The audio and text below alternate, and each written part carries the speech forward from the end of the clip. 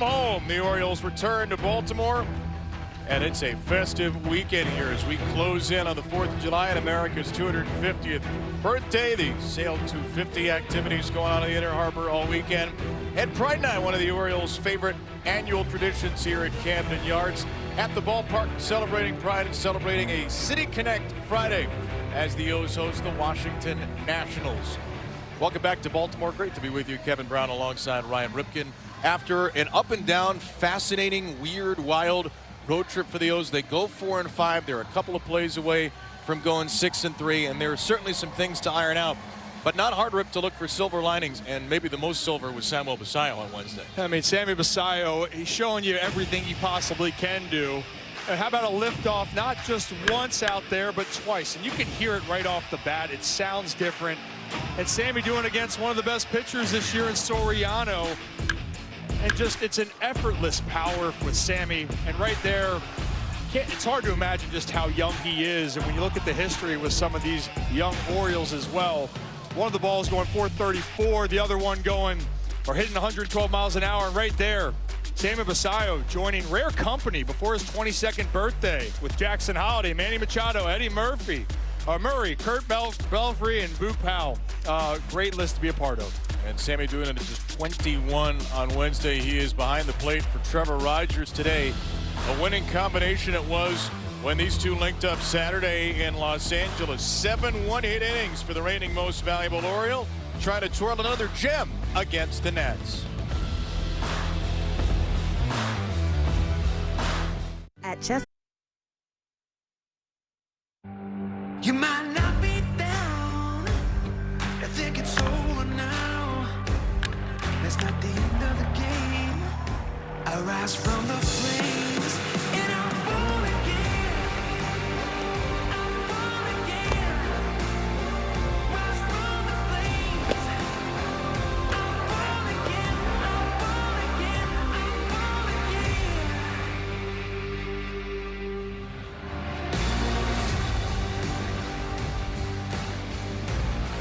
From downtown Baltimore, a rejuvenated Trevor Rogers takes the mound to kick off a 6-game homestand for the Orioles on a City Connect Friday night as the O's and Nats play their second Beltway series this year. It's already been a season with multiple different twists and turns for Trevor Rogers. 3 brilliant starts, knocked around, got the flu, knocked Back to being that Trevor Rogers. It's been a sub-3 ERA, and the biggest thing I've been looking at, KB, the walks. And here's the StatCast powered by Google Cloud. He's a guy that can command his pitches extremely well. And yes, his fastball and changeup are the main two, but one thing we've seen over the last 5 starts that I've noticed, that sweeper has been extremely effective, and you can see it's been effective against opposing hitters, only hitting .205 against that pitch. Coming off a 7-inning, 1-hit, 2-walk gem in Dodger Stadium Saturday. And Rogers now going to face the best offense in baseball, believe it or not. The Nats 5.3 runs per game. That's first in the majors under 33-year-old Blake Butera. James Wood leads off for Washington. And away we go from Oriole Park at Camden Yards as James Wood fouls back 94 from Rogers to begin the night. The first pitch time is 7:06 on Friday, June the 26th, in a beautiful 83-degree evening with a slight breeze that's picked up. The slugging Wood sends an 0-1 pitch right behind second base. Gunnar Henderson there to grab the pop out. And on just 2 pitches, Trevor Rogers gets a quick out. Well, here's the Car Shield defense, and Leody Taveras back in center. We've seen a little bit over time of Cowser and Taveras out there. And then there's Gunnar patrolling the short. And we know the defense has been a big storyline here. But for me, actually, one of the biggest storylines, I'm loving seeing Jackson Holliday back in the lineup. Yeah, did not start into the last 4 because of a tight groin. Greg Albernaz said, I wouldn't say he's all the way past it, but he pinch hit on Wednesday, and he is in the lineup today as a starter for the first time since the weekend in LA. Rogers a little inside for ball 2 to Curtis Mead, national third baseman who really hits left-handers well. Big chunk of his 801 OPS and 14 home runs against lefties. Nats actually are not just the highest scoring team in baseball, they have the best on base plus slugging OPS against lefties in baseball as a team. It's a 788 OPS. So don't be fooled by the lack of big names in this lineup outside of James Wood, maybe C.J. Abrams. These guys can slug it. Most extra base hits, second most steals as well in baseball. 3-0 to Meade is in for a strike. Yeah, I mean, if I read you off who has scored the most runs this year, it's the Washington Nationals, and they're right there, extra base hits, slugging, and these teams that they're up there with, some of the best in baseball. Meade gets a little jam, floats one behind second, and this time it's the other middle infielder, Jackson Holliday, to haul in a pop-up. Love Rogers battling back here, because one thing for him of this success over that run, I mentioned just a little bit earlier, only 7 total walks in his previous 5 starts. To give context, the other 5 starts, 11 walks and only 19 innings pitched. No free passes, make them earn it. Number 3 hitter Andres Chaparro takes aim at a high fastball for strike 1. Rogers only walked 2 Dodgers in 7 innings on Saturday. And back-to-back high heaters get back-to-back chases. Nationals come in on a 3-game losing streak. 3 devastating blown leads late against the Phillies. And Chaparro swings through a 3rd consecutive high fastball. Fool me once, shame on you. Fool me 3 times, see you in the bottom of the 1st.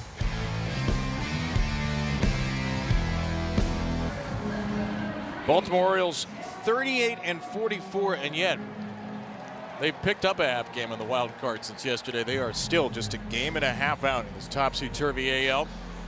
The usual top 3, and then Kobe Mayo, who's crushed lefties this year, bats 4th today against a left-hander. 27-year-old Andrew Alvarez getting the start for the Nats. And Alvarez they've done a lot of opening type roles, and he tries to stretch to 1 to 4 2/3 is his max, but this is a guy who has reverse splits, meaning he has better numbers against righties than lefties, specifically on his out pitch, which he wants to go to that curveball versus righties, sweepers the lefties. And it's an Oriole lineup that will oblige him with 6 righties, 3 lefties. And there is the slider breaking ball to Taylor Ward. Don't be surprised if you see more breaking balls than fastballs tonight. In fact, probably be surprised if you do see more fastballs. Alvarez between the curveball and the slider. About 57% breaking balls. That's the 2nd highest among any lefty, with a minimum of 550 pitches thrown. And there's the curveball, and it's challenged. Very early challenge. Catcher's challenging. But Keibert Ruiz looks like he's going to win this one. Alex Tosi, the plate umpire tonight. ABS powered by T-Mobile tells us that is strike 2. Strike. Washington has 2 challenges remaining. And that's the pitch he's going to want to go to against righties. Now, specifically, we got the 2 strikes here. He wants to live with that curveball starting at the bottom of the zone and falling off. And that's exactly what he tried to do. And Ward, who doesn't chase much, did not chase. So key matchup for you with all these righties. How can you handle that curveball down mid? Well, yeah, you see it low, let it go, and it's almost in this case, try to wait back as long as you can. You know he wants to go breaking ball more. Follows up with it, and it's 3-2. Andrew Alvarez does not throw a lot of pitches in the strike zone. How patient can the Orioles be tonight is a critical question. They have the 7th best walk rate in baseball, led by Ward, who will swing and miss. He went to the slider this time. And Alvarez starts the game with a 6-pitch strikeout that featured 5 breaking balls. And this is something we're probably going to see. If you're going to throw off speed 2-2, you're sure as heck going to throw it 3-2. You have the confidence to do it. And that's how Alvarez has found his role here and how he's gotten in a rhythm. So he can land his secondary pitches. One away for Gunnar Henderson. And Ruiz thought about another challenge on a fastball that might have dotted the corner. OPS is climbing up to 723 after a 4-for-12 series in Anaheim with a triple, on base 6 times. Swings through the 2-seamer, 1-1. Orioles 9th in the majors, 4.7 runs per game. They're 10th in extra base hits. Gunnar with 32 of those. Tied for the team lead. And he'll take the curveball in the dirt. Now the Nats need probably a little more from Alvarez tonight. You mentioned a season long is 4 2/3. They've been very careful with him in his second big league year. Their bullpen is in tatters right now. 3 straight games they've given up a go-ahead home run in the 9th. They've had meltdown after meltdown against the Phillies. So Simon Matthews and Sean Doolittle, the pitching coaches, look on. If there was ever a day to get more out of Alvarez, today would be the day. Right now the issue is the catcher Keibert Ruiz. He's going to get a visit from one of the Nationals trainers along with Blake Butera.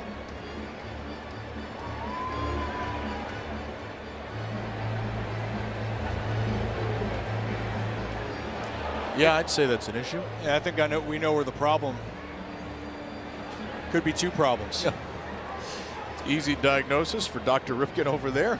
Yep. You know, been around a ball field, and honestly, you don't have to be around a ball field to understand what could be going on there. So we'll take a deep breath for a moment. But for Alvarez here, and looking at with this is, there's going to be a lot more of those in the dirt. And so far, the Orioles done a good job through 2 hitters of leaving it down. But this is going to be the recipe for success for them. And in the context also why, they're looking for their starter, Alvarez, to go deeper because they are a little bit gassed in the back end. Everything's been down to Henderson here.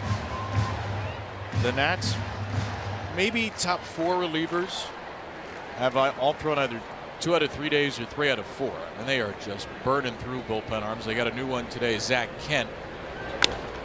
3-1 to Gunnar, and a good pitcher's pitch on that fastball. Got him to pop up to Chaparro at first. Time for today's Bet365 Player Prop Spotlight. Bet365, where winning is everything. It is Pete Alonso plus 400 to hit a home run. Often a good bet against the Nationals. 28 home runs against Washington, the second most for Pete against any team.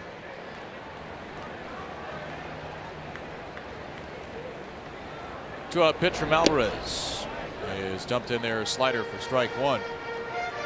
Pete up to 4th in the American League with those 55 ribbies. He had what for some moments looked like the possible game-winning hit in the 10th Wednesday. He was 3 for 4 in that game.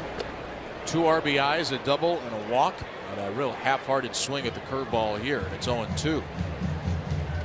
It's almost like you could sit breaking ball against Alvarez and try to battle off the fastball. I know that's not always everyone's philosophy.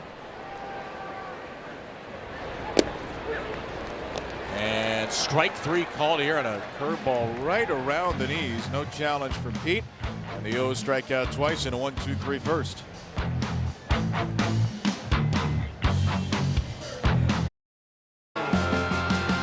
You can stream Masson Plus on iOS and Android mobile devices, Apple TV, Amazon Fire TV, and Roku. Don't miss a pitch. Masson Plus monthly subscriptions are available for only $19.99 a month. Go to MassonSports.com or scan that QR code to get yours today. Trevor Rogers off to a good start. 10 pitches, 9 four-seamers. It feels like it's LA all over again. First pitch to C.J. Abrams is the first 2-seamer of the game. Rogers on Saturday had the second highest 4-seam usage of the year. It was working very well against the Dodgers. He's got a lot of uncomfortable swings. He just kept going back to it and back to it and back to it. And now facing Abrams, who is a National League All-Star finalist at shortstop, having a fantastic offensive year.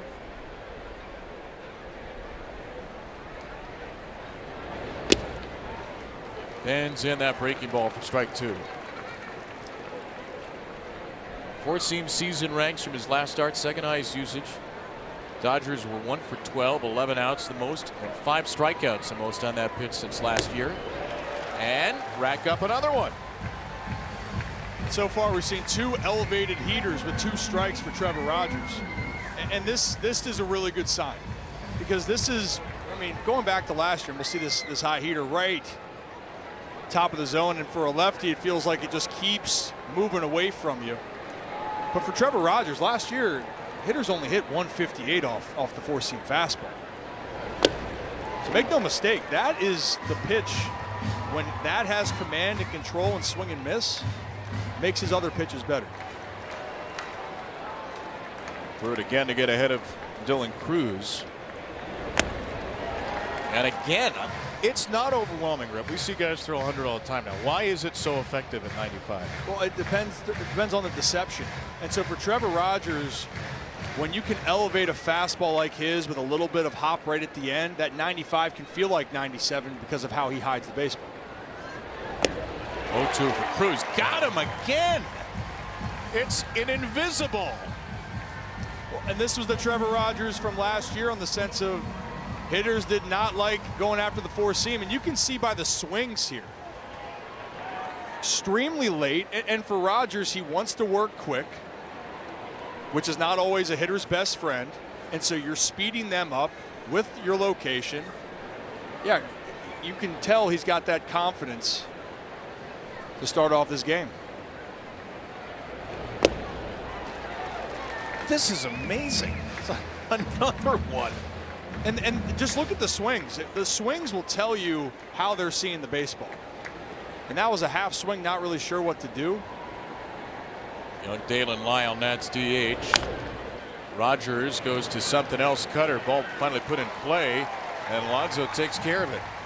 Just absolutely dominant through 2 innings for Trevor.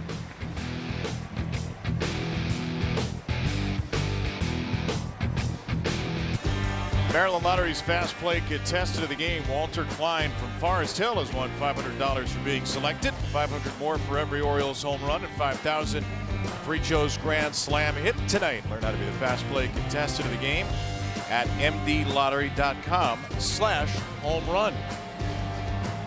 Well, no base runners so far. Trevor Rogers has punched out 3 in 2 perfect innings. Andrew Alvarez struck out 2. Now goes to work on cleanup hitting Kobe Mayo. Mayo will take a low slider.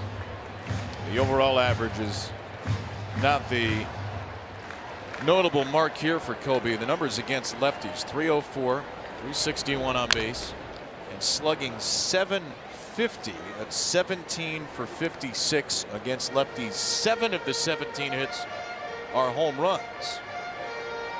So the 3rd highest on base plus slugging in the majors against lefties, behind Andrew Vaughn and Paul Goldschmidt.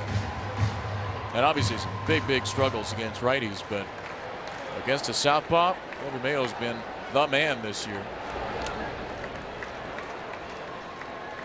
And right now with these starters, we're going to see if Rogers is going to continue going with the heater, which I think he should.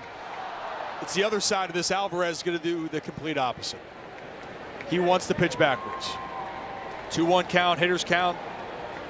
He's been comfortable with off speed. And he's comfortable with a breaking ball on any count, 2-2. You said earlier you'd think as a hitter, as odd as it would sound, don't sit on the fastball. And most guys will tell you, well, you sit on the fastball to hit, but he only throws 41% fastball. I'd imagine that's not easy to kind of trick your brain into doing. It's not. Kobe shatters his bat here, and that ball will land right in front of Chaparro. So the problem is, if you've never sat on pitches outside the fastball, what's it take for you to get comfortable doing it? So if you've never done something, you're not going to be as confident. Now, there's a lot of hitters, and many great ones that I've talked to. Eddie Murray actually was one of the guys that told me if he had a fastball or out for a home run, he would sit change up next to bat. Or if the tendencies of the pitcher is off speed, well, I might change that. But again, it goes back to what has been your philosophy as a hitter. If you haven't done that for your career, you're not going to feel as comfortable doing that in the game. 2-2 for Kobe. Swings and pops the ball up. Another breaking ball. And Jacob Young, the Nats' fabulous center fielder, makes the catch. Easy play for Young, who is a Gold Glove caliber player out there. And 4 up and 4 down for Alvarez. 3 of the outs on breaking balls.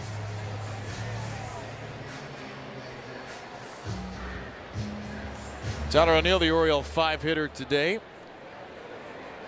Teal was 1 for 6 with a walk in Anaheim. This MLB season, get a Baja for a blast. With an Orioles home run clears 420 feet, you score a free 20-ounce Mountain Dew Baja Blast by registering at BajaBlastHomeRuns.com. Seen the extra base power go up of late for Tyler's in a much better June. 5 doubles, still only 2 homers on the year. As he lines his ball to the left side and fair. And this should be double number 6. The swings have been a lot better for Tyler O'Neill over the last few weeks, and he's the game's first base runner. He's been trying to get it going, and he's been putting together better bats, and right here puts together a good swing. Again, there's the curveball, hangs up just a hair. You stay back, and again, you stay back long enough, Alvarez will give you some pitches. And O'Neill hooks one to the corner. Gets us going for the Birds. And just 1 double in his first 40 games. That's 5 in the last 8 with an at-bat. And now Samuel Basallo. A 2-home run afternoon on Wednesday for Sammy. 12 on the season. The 2 home runs were his 2 hits on Wednesday. Also drove in 4 total. Swings and misses, gets tied up by the 2-seamer. Our Xfinity Power Connections on this Friday night. First home run, the 2nd longest hit of his career. The 2nd home run, the hardest hit homer of Basallo's career at just 21. And that one bounces off the chest of Ruiz for ball 1.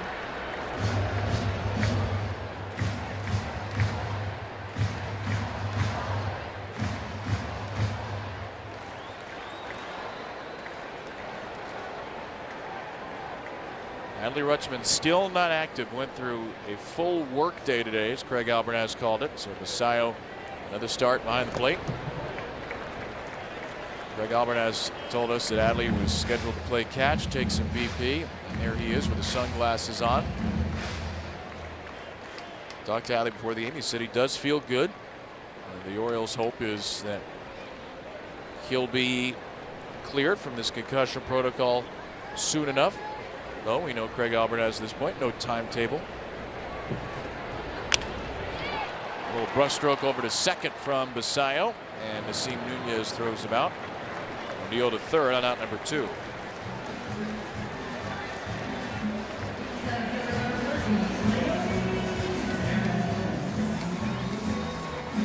Well, there are no secrets now, Rip. There's 5 out of 6 balls in play or strikeouts on breaking balls. So Alvarez is basically doing exactly what we thought he would do. And this part, you know, I'm curious as we get through the next couple innings, right? We've explained 4 2/3 has been the max. So we're maybe looking at twice through the order for Alvarez. And typically when you know you're not going to be in there too long, you know, you pitch the way that you want to pitch, which certainly done that.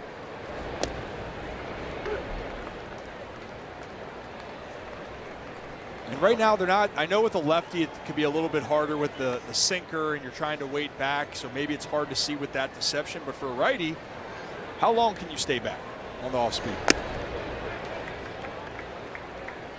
Tavares, great runners in scoring position this year, hitting .327, but he is a lot better from the left side of the plate.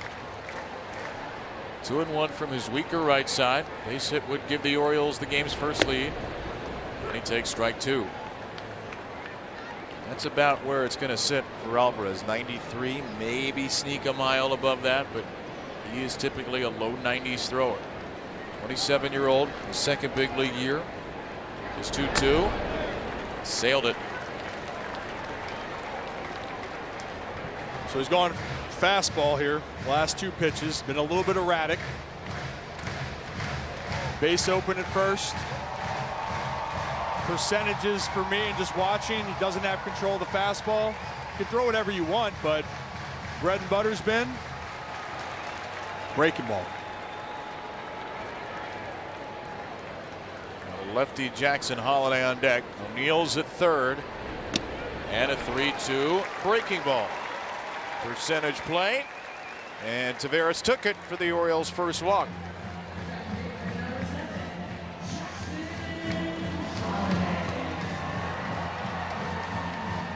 So Jackson Holiday will get a 2-out opportunity in his return to the starting lineup.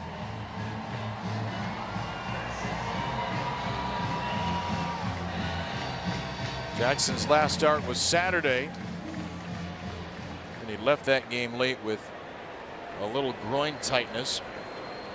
Pinch hit on Wednesday, and Jackson can't hold up on a first pitch curveball in the dirt. Your sitting off speed theory, as hard as it may be in reality, it sure seems like the way to go the more we see from Alvarez. And I'll tell you what, Leote just taking fastballs the way that he did, it made me seem that he was thinking, all right, he's going to throw me a breaking ball.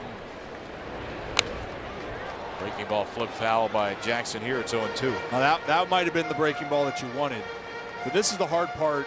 You know, this actually, the curveball, he hasn't gotten a lot of lefties out the way that he wants. It's been that slider going across here. And even though the reverse splits have been in favor of the lefties, for the left-handed hitters, doesn't mean it's as comfortable as for Jackson getting back in the lineup here. How well is he seen? Only 1 for 13 against lefties since his return. There goes Taveras. Nats will throw through, and Leote is called out at second. So O'Neill at third did not break, not a potential double steal situation. The Orioles are wondering if they might challenge. They've got to make the call now, and the call is play on. Awfully close play in the second inning. The Orioles decide not to challenge, and they do not score in the inning.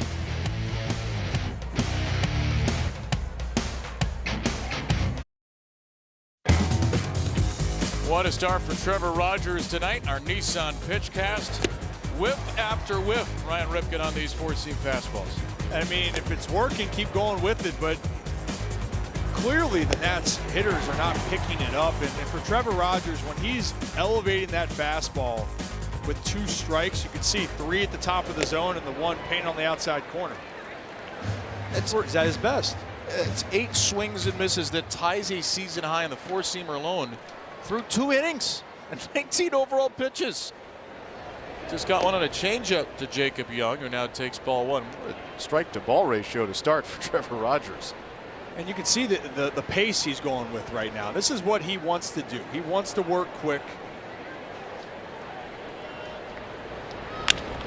Young grounds the ball over to short. Gunnar Henderson backs up. High throw to first, and Young is safe. Young can really run, and a little bit of a misplay by Henderson will be his 8th error of the year, you'd imagine. Yeah, and Gunnar took a step back on that one. He's trying to get a read, trying to stay back, and then just tries to sling it over there, and it just gets a hair away from him. And hustling down the line, that's what it can get you. And barely, yep. Young got there. It is officially an E6. So the Nats get their first base runner. Now Nasim Nunez, always a bunting threat, will take a fastball in. Yeah, I mean, right there, it's one of those balls where off the bat you're trying to get a read, and it stays low, but when his momentum shifts backward, it took him out of the rhythm of his normal routine throw, and then you're just trying to get it over there, and unfortunately, just a little bit too high for Pete Alonso. So Nunez against lefties this year, the switch hitter sitting 306. He's got a 419 on base percentage. And he grounds the ball to short. Chance at redemption. Henderson 1, Holiday 2. The ball will find you, and Gunnar makes up for the error with a double play. And that's perfect. When you have the chances to turn 2, you got to execute. Right there, 2-0 count. Rogers is going to attack and trust his defense. And right here, you can see Gunnar gets Right there.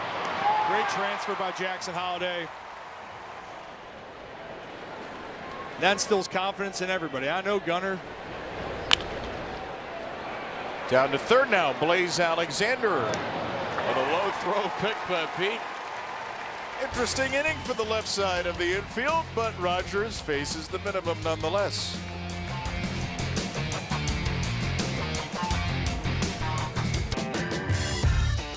Orioles baseball on Masson is brought to you by Bet365, where winning is everything.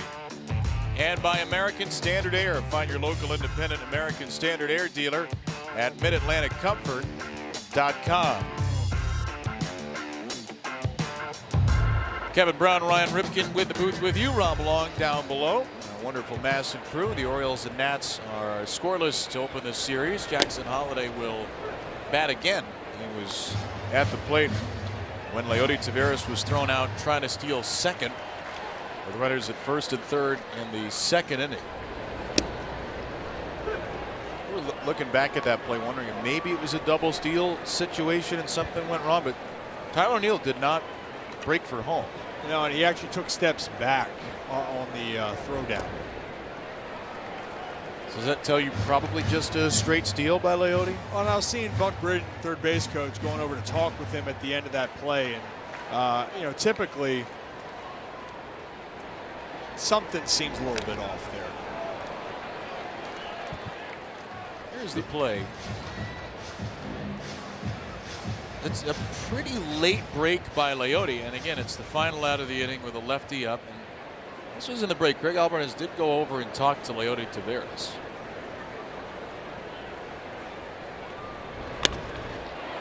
A little check swing roller to third. Jackson runs well, and no chance for Meade.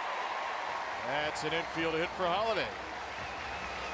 Yeah, good things can happen when you get the ball in play right there, and hey, it doesn't have to be pretty. When you have a matchup against the lefty where you can tell Jackson's trying to get comfortable, sometimes just better to get lucky or just have good placement. Right there, I'd say that is great placement, and the Orioles get the leadoff guy on. Just a second hit against a lefty all year. The old line drive in the box score. Here's Blaze Alexander, who's been red hot as we go down to Rob. I had a chance to talk to Blaze before the game today, asking him about that knee. He, described it, ball hitting down on his right knee. He said after maybe a half an inning, he felt some burning and a little tingling. It was hard for him to keep his balance. He wanted to get a minute to try to re-enter the game, but the third out had been recorded, and the Orioles had to make a decision quickly. He said he feels good today. He doesn't even have a sleeve. He doesn't even have a sleeve on that right knee today. He says it's 100%. He's ready to go. He's challenging this call here, and he is right by that much. What a challenge. I mean, if you lose it, probably a kangaroo court moment. It's a 1-1 count by maybe a millimeter. I guess when you're as hot as Blaze, you can do whatever you want. Here's what Craig Alvarez thought. I think we're all thinking it. Yeah, we're not saying it, but we're all thinking it. Blaze, to Rob's point, left the game Monday after fouling a ball off his right knee, but did start the Orioles' last game Wednesday. Certainly no ill effects as he takes strike two. You talked to Blaze the other day. What do you make of his personality and his season? I got a chance to sit down and talk with him. I love his demeanor. I love his love for the game, how much he wants to be in there and do whatever he has to do. I also love his hitting approach. One thing that we did talk about was that exactly, and there was an at-bat in Toronto for Blaze Alexander where he kept battling, and then he roped the ball down the right field line. And his words were, in any situation, I'm just trying to hit the ball where it is and make something happen. Since May 1st, is now a .375 batting average, .981 on base plus slugging.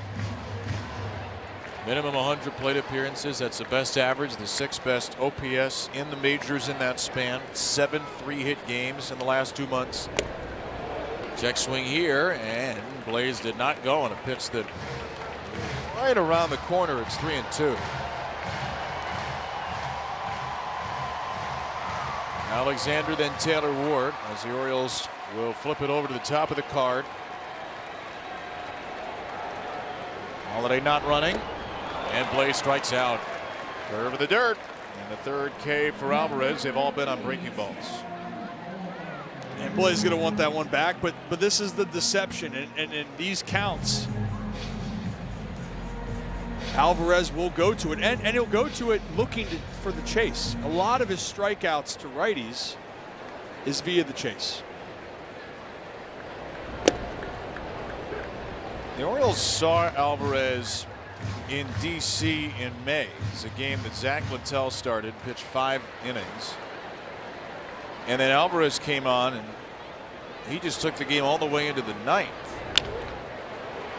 Little tapper from Ward to 3rd. Again, no play for Meade. And 2 ground balls with exit velocities that wouldn't even be sneezed at on the highway to 3rd have given the Orioles 2 base runners. Yeah, that's a hitter's best friend and a pitcher's worst nightmare, because you get the exact results you want.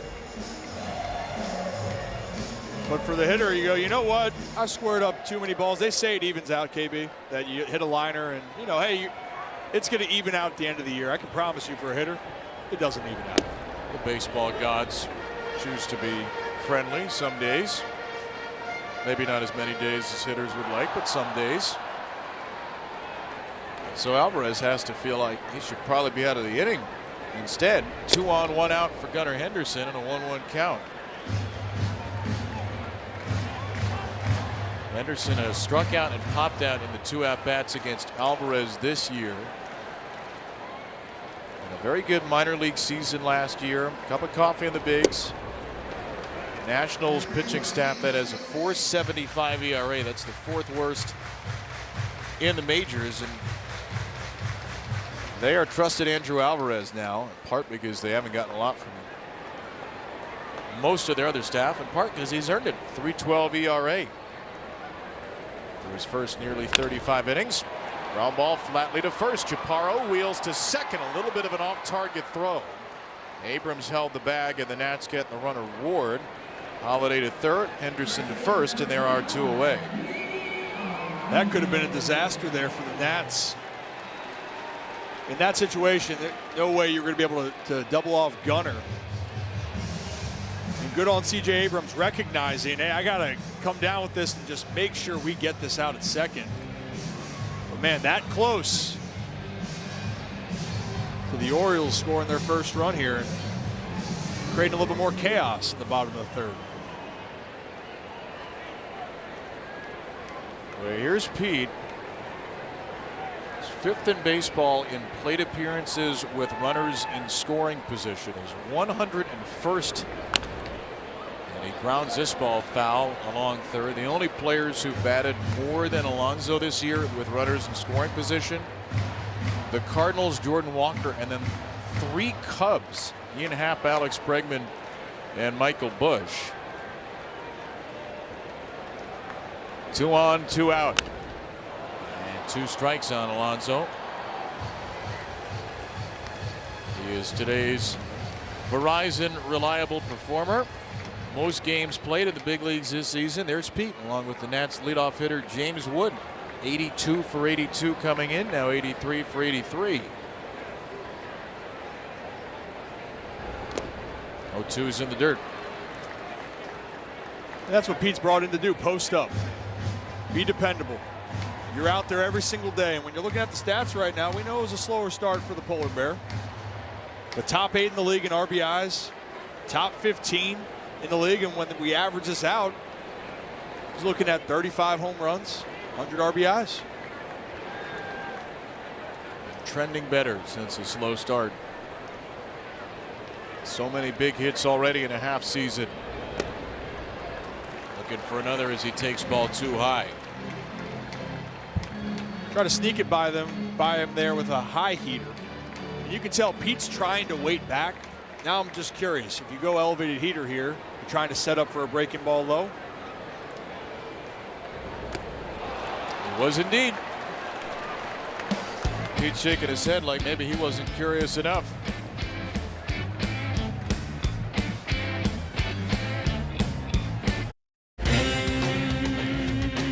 The fourth inning of Orioles baseball brought to you by your local Toyota dealers. Shop Toyota for legendary style and reliability. And check out the all-new RAV4 at Toyota.com. Oh, sound effects.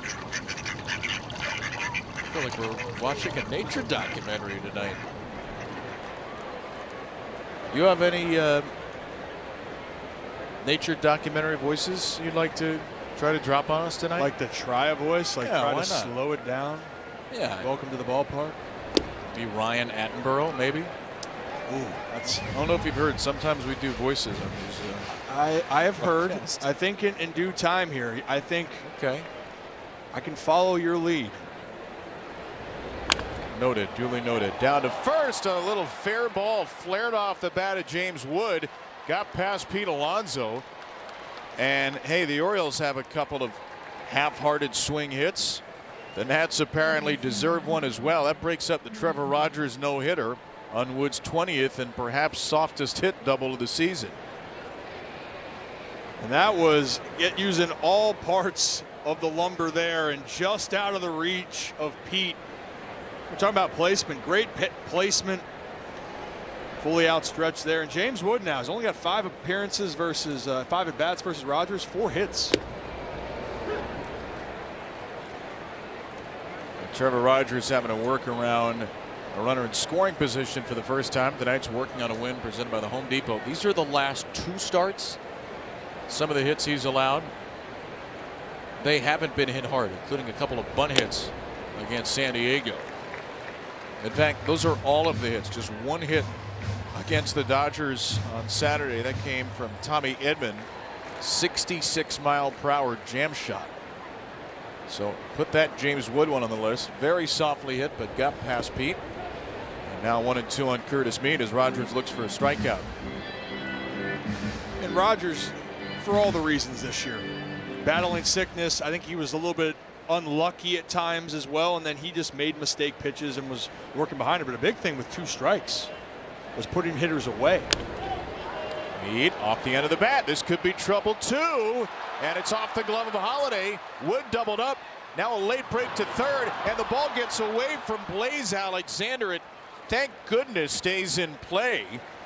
But Mead very alertly went to second.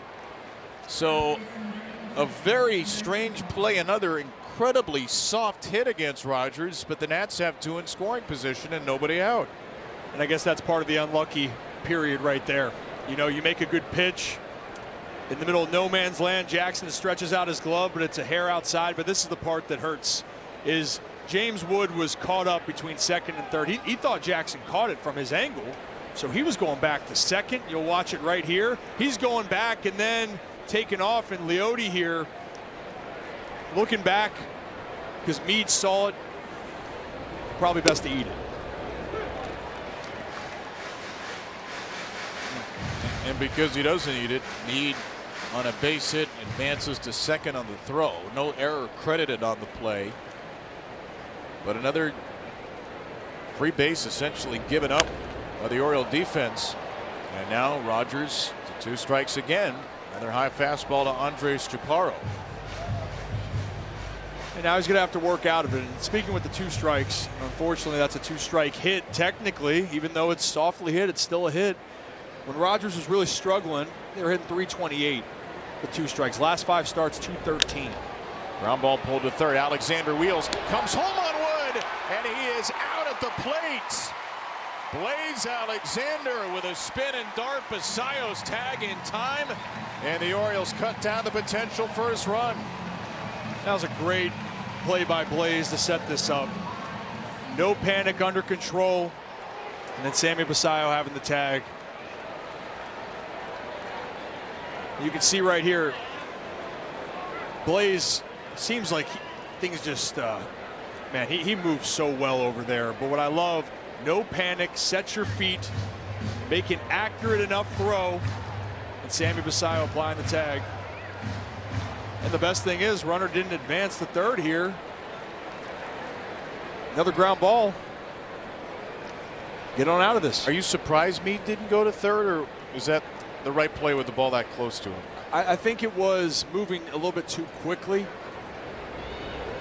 Abrams with the first pitch pop up now, and this will be an infield fly. So there's the second out as the runners don't advance. Because in similar cases, for whatever the reasons for Tyler O'Neill, Leote was going on his own on the steal. And here's another tag. And Sammy grimaces a little right there. I mean, the life of a catcher is not fun. Yeah, hard on the right hand it looked like. But looks like all is well there. Also, James Wood running down the line at you. That isn't fun either. He's a little bit above average. It's actually a more makeable play for Blaze because Wood is only slightly above average sprint speed now. He's a heck of an athlete. He runs well for a 6'6", 251-pound guy, but he's still 6'6", 251. So not a great runner. And that helped Blaze have a little extra time on the throw. 2 strikes now on Dylan Cruz. Rogers pops 96 back-to-back pitches. His velocity was up quite a bit at Dodger Stadium, and it is up again over a season average tonight. Try to work out of this very unusual jam in the 4th. And Cruz with a one-hopper to second, picked by Jackson Holiday. That's a great way to end the inning defensively. Boy, did the Orioles turn that thing around. They strand a pair, cut down and out at the plate, and keep the game tied.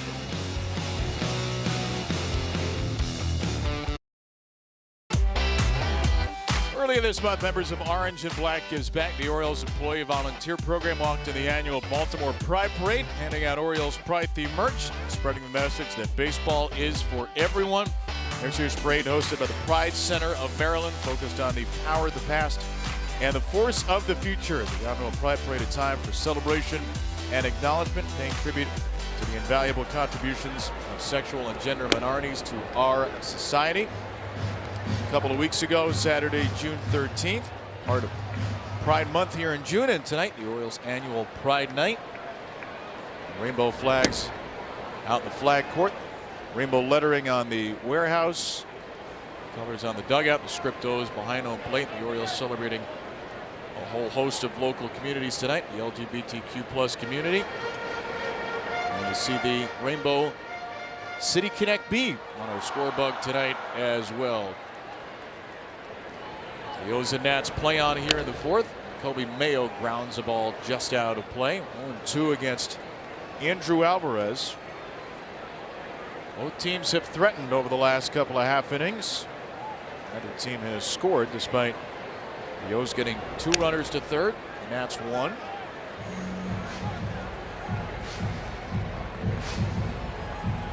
Kobe needs a new bat. You're right off the end there, and Alvarez still sticking with the off-speed pitches here. And right now, no strikeout on a sinker, fastball, anything like that. It's been the off-speed. So far on the season, actually, 6 of Kobe's home runs off-speed. But right here, same thing. If I'm Kobe, you've been out in front. Alvarez, I'm thinking off-speed. Slider again. He has not seen a single fastball out of the 5 pitches in this sequence. Samuel Basayo in the hole next to Craig Albertaz. Tyler O'Neill, who's doubled, will follow. Another 0-2. That ball slammed to right center field. The first opposite field extra base hit of the year for Kobe Mayo. That was a good piece of hitting right there. He stayed back on that curveball, and this is the part with Alvarez. You can see that pitch up. You can drive the baseball, and for Kobe, curveball up, you go with it, and you're shopping at the right center field gap.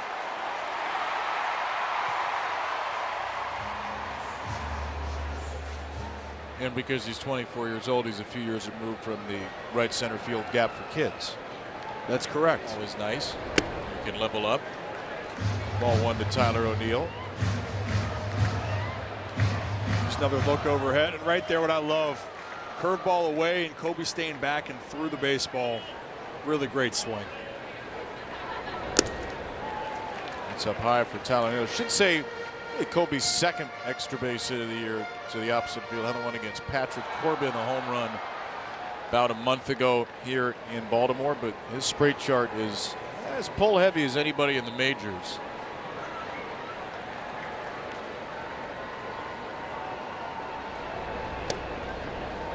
Can he add that? Do you think there's, given Kobe's swing, there's a right center field power spot his future, or is he always going to be a dead pull guy? Well, I think you find what you do well, and you continue to never lose that.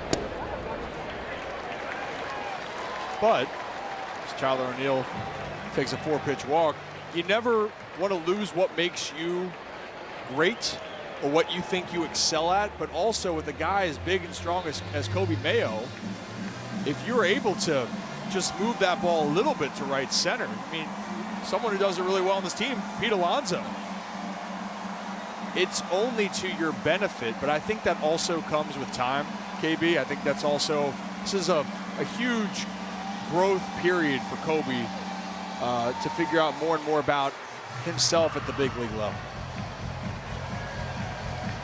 Don't forget this Sunday, it's a family Sunday as the Orioles host the Nats. 15,000 fans take home an Orioles beach towel presented by Ocean City, Maryland. And bring the whole family to the ballpark. Player autographs, mascot meet and greets, kids run the bases, and more. Always plenty to do on our family Sundays. Go to Orioles.com/tickets. Kobe's at second, Tyler O'Neill at first. And a big opportunity here for Samuel Basallo. Struggled against lefties this year, but 2 on, nobody out. And Basallo takes in the dirt. Now remember, these Nationals have had about as bad of a 2-week bullpen stretch as you can have. And Alvarez's pitch count is already up at 71. And his career high pitch count in the big leagues is 90. Looking out to the bullpen right now. Don't see anybody up yet for the Nats. So they're looking for Alvarez for all the reasons that we said. They're going to try to let him go. Basallo to the right side, caught at second by Nunez. Good base running as Mayo and O'Neill scamper back and are not doubled off.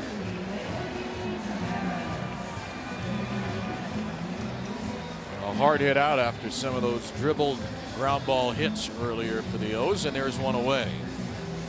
Yeah, we talked about placement. That was good swing, bad aim right there for Sammy Basallo. Like him going a little shorter sometimes too, left on left. Sometimes. Sometimes is fair. I'll tell you what, the way Leote's been taking the ball the first 2 at-bats is a guy to me who's looking for an off-speed pitch.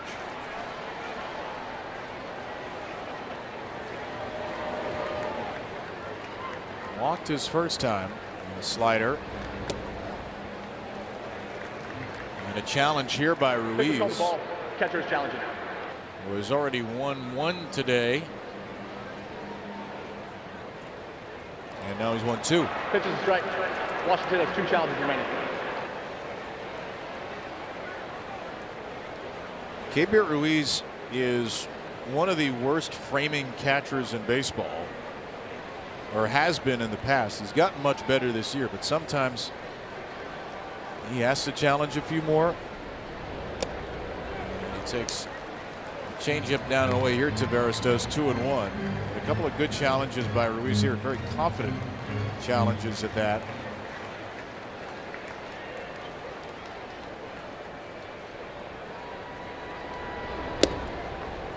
Ball strike, 2-2.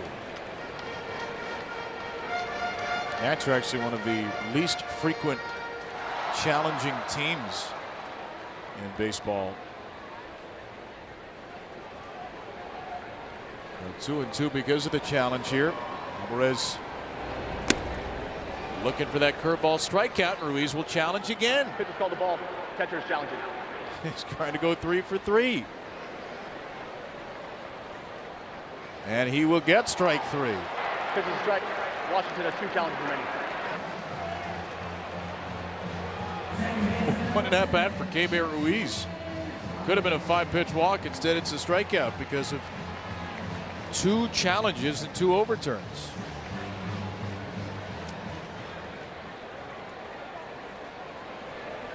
So Jackson with 2 on, 2 out for the 2nd time in the game.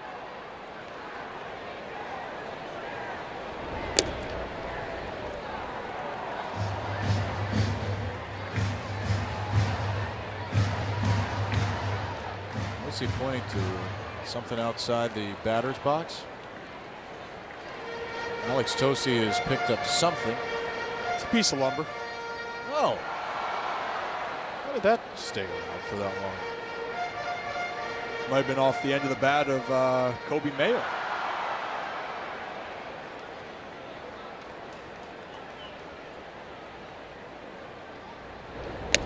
I'm wondering, how did Tyler O'Neill not notice that? It's in the right-handed batter's box. Or Leote. Sometimes it blends in, sometimes you're locked in. Hopefully nobody tripped over the little jagged edge. 2 on, 2 out. 2-0 pitch is low.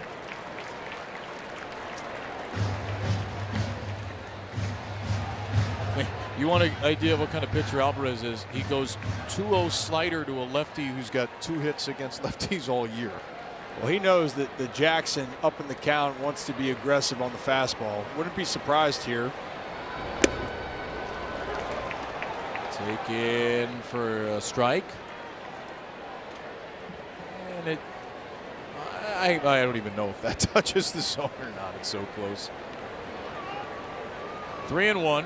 Holiday with a check swing hit already. Remember, he was batting with 2 on and 2 out in the 2nd until Leote Taveras was thrown out. So that reset the counter for Holiday. Had a check swing single to begin the 3rd. 82nd pitch already for Alvarez. It's 3-1. Now everything's on the table. You just blew a heater by. Runners in motion. To the base.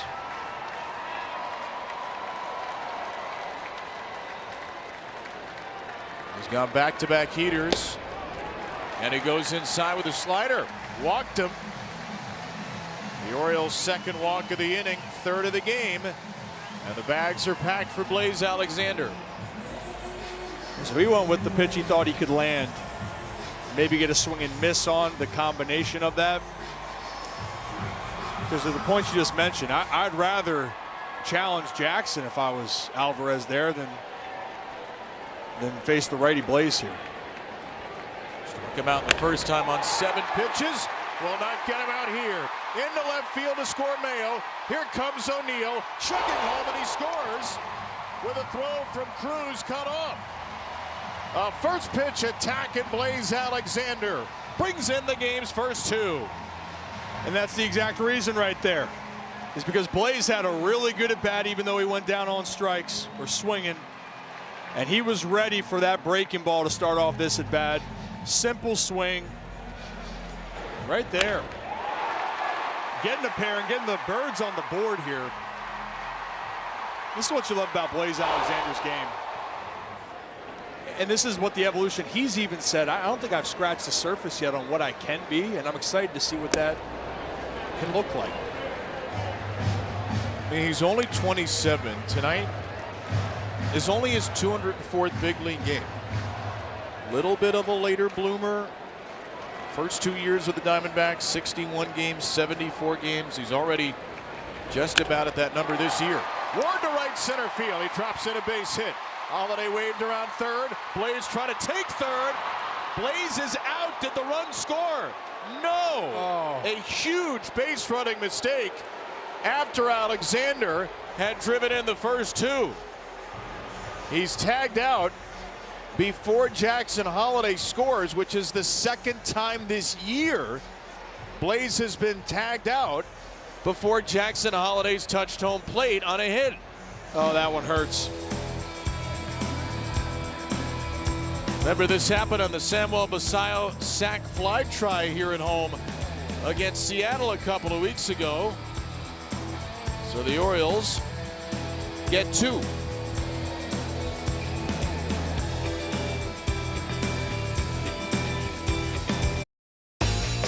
Birdland lace up for Run Club night this Tuesday when the Orioles host the White Sox. Buy a special ticket package, receive an exclusive Orioles Run Club cap and a ticket to the game. Go to Orioles.com/ticket packages to buy yours today. So the pitch counts through 4 are rather lopsided. Blaze Alexander a 2-run single, then thrown out at third on a Taylor Ward hit that would have scored Jackson Holliday. But the Orioles have forced Andrew Alvarez to throw 87 pitches. Trevor Rogers is not even half of that. He's at 39 through 4 innings, and now we'll throw a third pitch to Dalen Lyle. And it's a strike.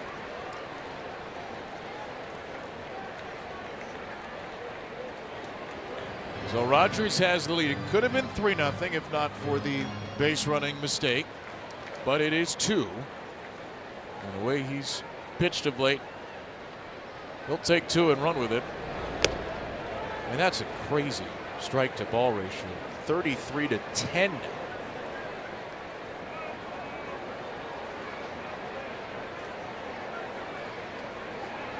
Only his third 2-ball count of the game, and he won't get to 3 as he sweeps Lyle away for strikeout number 4. We mentioned in the first inning the sweeper has really developed for him. Well, it's a good time to use it. Your fastball's been great, but you have him guessing. You perfectly locate that one middle, down and middle, way down and away. And I love the Trevor Rogers just going right after them early in the count.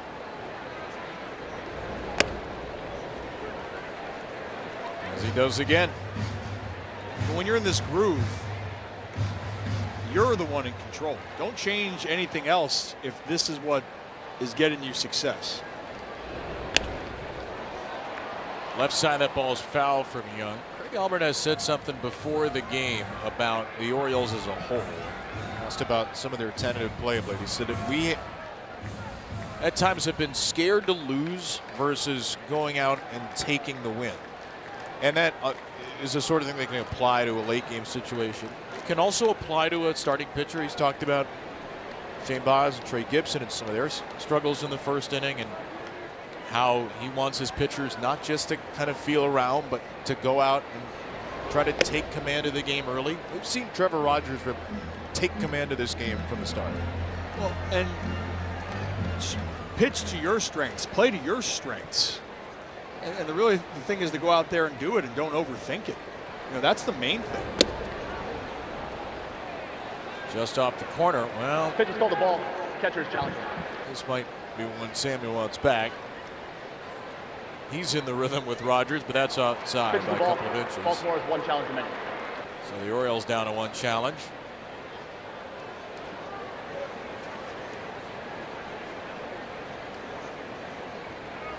It's 2-2 to Jacob Young now. 1 out, nobody on. Grounds one foul.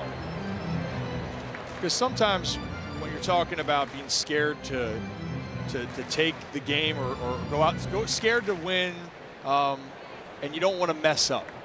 When that happens, you're not playing freely. Young carves one toward the gap in left center. That ball is off the very top of the fence. That thing almost got out of here from Jacob Young, who has the Nats' 3rd hit and 2nd double. Thank goodness for about, is that maybe a foot of that padding? Right there, ball left over the middle of the plate. Young doesn't miss it, and yep, I'd say that a foot from a double being a home run. Young has hit the Orioles pretty well this year. And now a bunt try by Nunez is foul.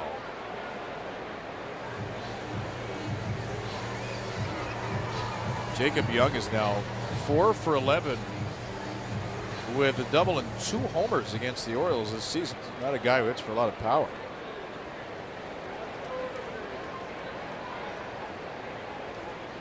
Here's Nunez, who hits for absolutely no power.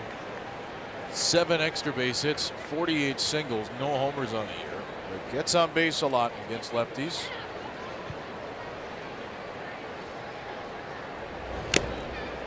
Strike 2, fastball.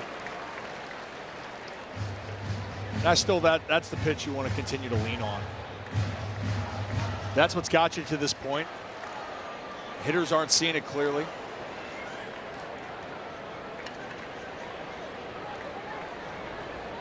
Nunez, whoa, took his time, and Rogers just aborted mid windup. You'd see Craig Albert has his thoughts on his face.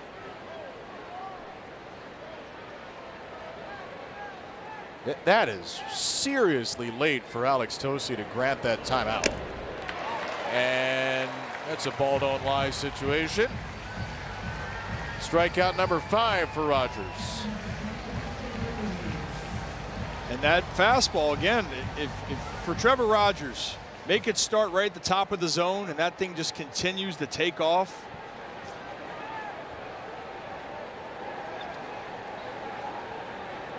Love it. It's his 12th swing and miss on the fastball today. The Nationals have swung at 20 heaters. They've missed 12. Now, if I told you those were Jacob Mizorowski's swing and miss numbers, a guy who throws 105, you'd go, all right, that makes sense. Now, Trevor's throwing 95, and he has had the Nats completely discombobulated.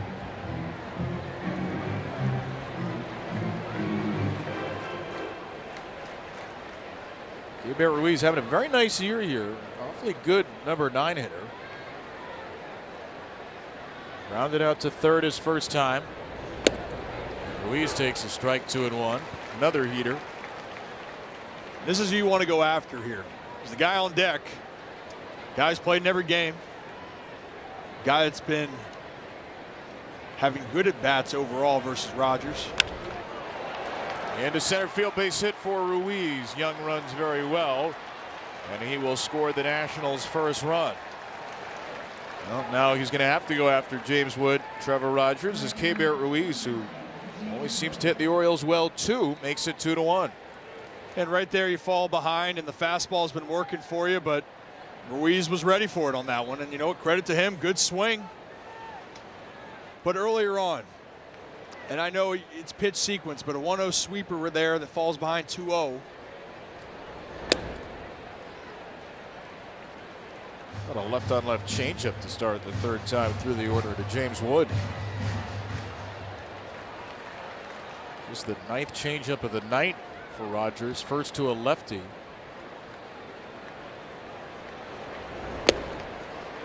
And the 2-seamer for strike 2. That's a perfectly located ball. And now you can do whatever you want with him. And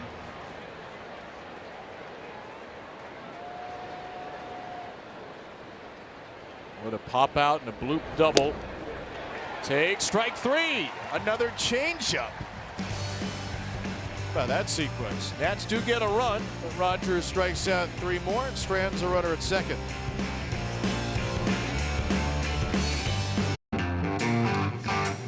Tomorrow, Orioles-Nats game 2. 15,000 fans get the long-awaited Gunnar Henderson bobble card, the ultimate crossover between a bobblehead and a baseball card. Go to Orioles.com/tickets. Do you know, Ryan Ripken, what a bobble card is? I'm still waiting to find out tomorrow. Yeah, I'd love a little bit more clarification. It looks cool. Looks great. It looks cool. I'm excited for the mystery because I'm not sure which is the card part. By the way, you know who's throwing the first pitch tomorrow? That'd be Gunner's wife, Catherine. And I talked to Gunner today, and he said he has told her she has to throw from the top of the mound. Ground ball to second. Nasim Nunez. Normally, when you throw the first pitch, you're told do not go to the top of the mound. In fact, you threw out the first pitch on 21-31 night last year. Did you throw it from the top of the mound? I did not, and you know what? That can be for a different discussion. It was a I was worried about my battery mate in the situation. Right. In the suit, in the tux. I didn't know if getting down, if that was going to be a problem. We'll save that for a different time. How gregarious of you to think about your battery mate. That's as any good pitcher would. Yeah. I didn't help him out either on that one. Well, Blake Butera, after one lefty-lefty matchup, is going to turn to his bullpen. So this is usually where they pull the eject button for Alvarez. And after 4 1/3, here comes the Nationals bullpen.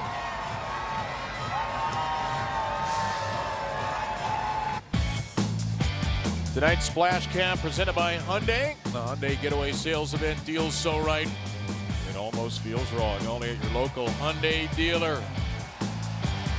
Mr. Splash in full polar bear head regalia. Firing up the crowd on this Pride night, Friday night. The O's up 2-1, and the Nats will turn to their bullpen, which is often a struggle, though Brad Lordrip has been pretty good. He has been pretty good. Unfortunately, his last outing when he was against the Phillies, 5 hits, 6 earned runs, but also profile. We saw a lot of off-speed from Alvarez. Well, fastball sinker combination for Lord, about 60% heater. But for that big bounce back as it starts Pete Alonso with a slider down and away. So Alvarez, 5 starts this year, 4 2/3. The next 3, all 4 innings tonight, 4 1/3. 88 pitches, 53 strikes. What'd you make of his night and the way the Orioles approached it? You know, I think the Orioles, specifically that second time through, had some really good at bats. They were working counts, but again, you know, unfortunately, run yourself out of what could have been a bigger inning. Blaze getting thrown out at third before Jackson Holliday can cross home. I felt that they were figuring out Alvarez, and right now it feels like the Orioles could have a more expanded lead, and they probably should. Lord, back up slider. I'll tell you what, Keibert Ruiz is pretty good about when to and when not to challenge. I'll tell you what, that was a big part of the last inning as well. If he doesn't challenge those pitches, yep. Way different feeling. That was the Tavera strikeout before the walk and the hit. No swing by Petey, runs it to 3-2. Lord had a 2.29 ERA before that blow up you mentioned against the Phils. So his ERA went up by a full run and then a little more. It was 3-2. He takes it inside for a walk. And Alonso's on for the first time today. The Orioles have their 4th walk.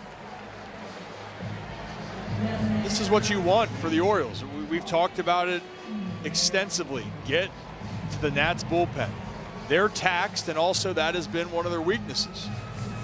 You can see right there, last 8 games, an 8.15 ERA. Opponents hitting .344. This is where teams have taken advantage. Lord is one of the fresher arms. He's on 2 days rest. Clayton Beater is 3 out of 4. Orlando Ribalta 2 out of 3. Richard Lovelady 3 out of 4, including 3 straight before yesterday. PJ Poulin 2 out of 3. I mean, their top pitchers are just gassed.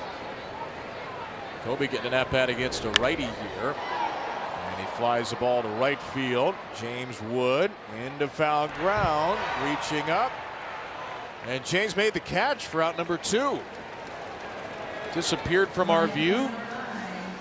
Lost his hat, but ended up with the ball. He got to the wall and using that height to his advantage.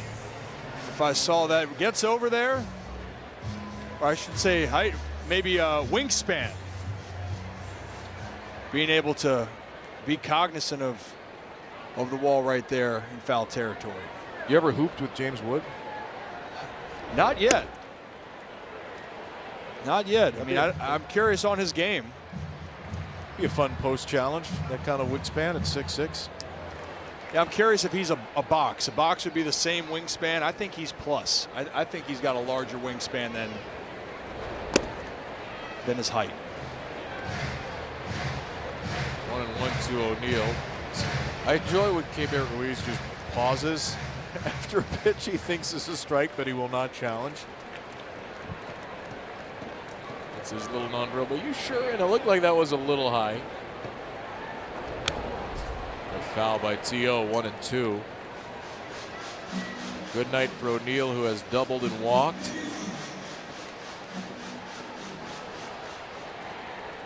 in the last 3 weeks, O'Neill's got better than an 800 OPS.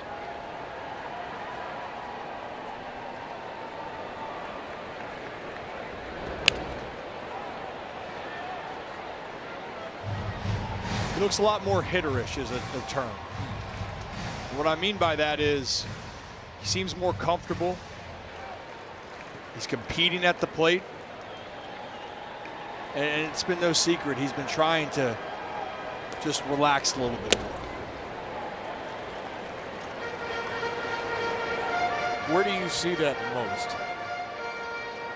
For Tyler? Yeah. Well, right there, I'd say on that take, that's a weird, funky angle. You're able to lay off. You're taking some tougher pitches that earlier in the season you were swinging and missing. Right there again. And so when you have the hitterish type of feel, you feel more locked in. I even like the fact that he was a little bit late on the fastball, battling with 2 strikes. But here you are. Now you've worked another count. You had a walk earlier. You had the double down the line. That's what looks hitterish to me. That's how I define it. 3-2. That was nearly hit batterish from Lord. It's his second walk. O'Neill has been on now all 3 times. Simon Matthews jogs out to the mound to be with his new pitcher. Second time the 30-year-old pitching coach has been out there the last 2 innings. And 2 on, 2 out for Samuel Basayo. Tonight's copyrighted telecast is presented by authority of the Orioles and may not be reproduced or retransmitted in any form. The accounts and descriptions of this game may not be disseminated without the express written consent of the Baltimore Orioles.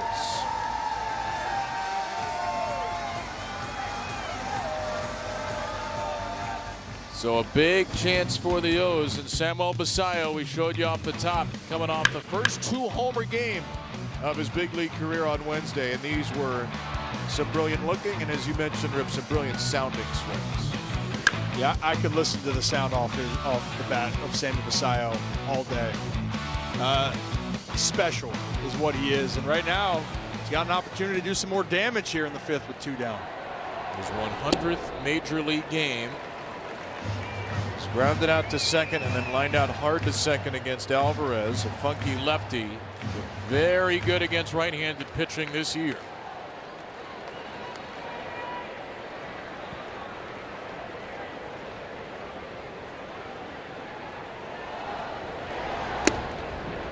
Right down the middle.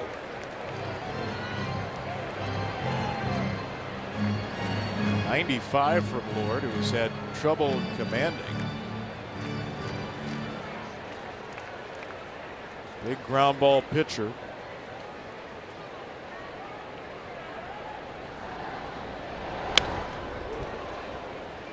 Basically the same spot. Sammy just a hair late on that. But this has been Lord's last start. Wasn't really that he was erratic. He got hit around. Let's see if Sammy with 2 strikes shorten up, put this ball in play. Lord still likes to throw that fastball. Actually throws it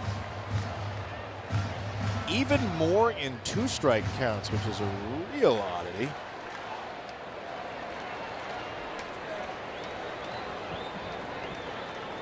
Two on, 2 out, 2 balls, 2 strikes, 2-1. Another ground ball. Sayo gets it to second base for the 3rd time, and the Orioles strand a pair. They get Alvarez out of the game, but don't get across another run.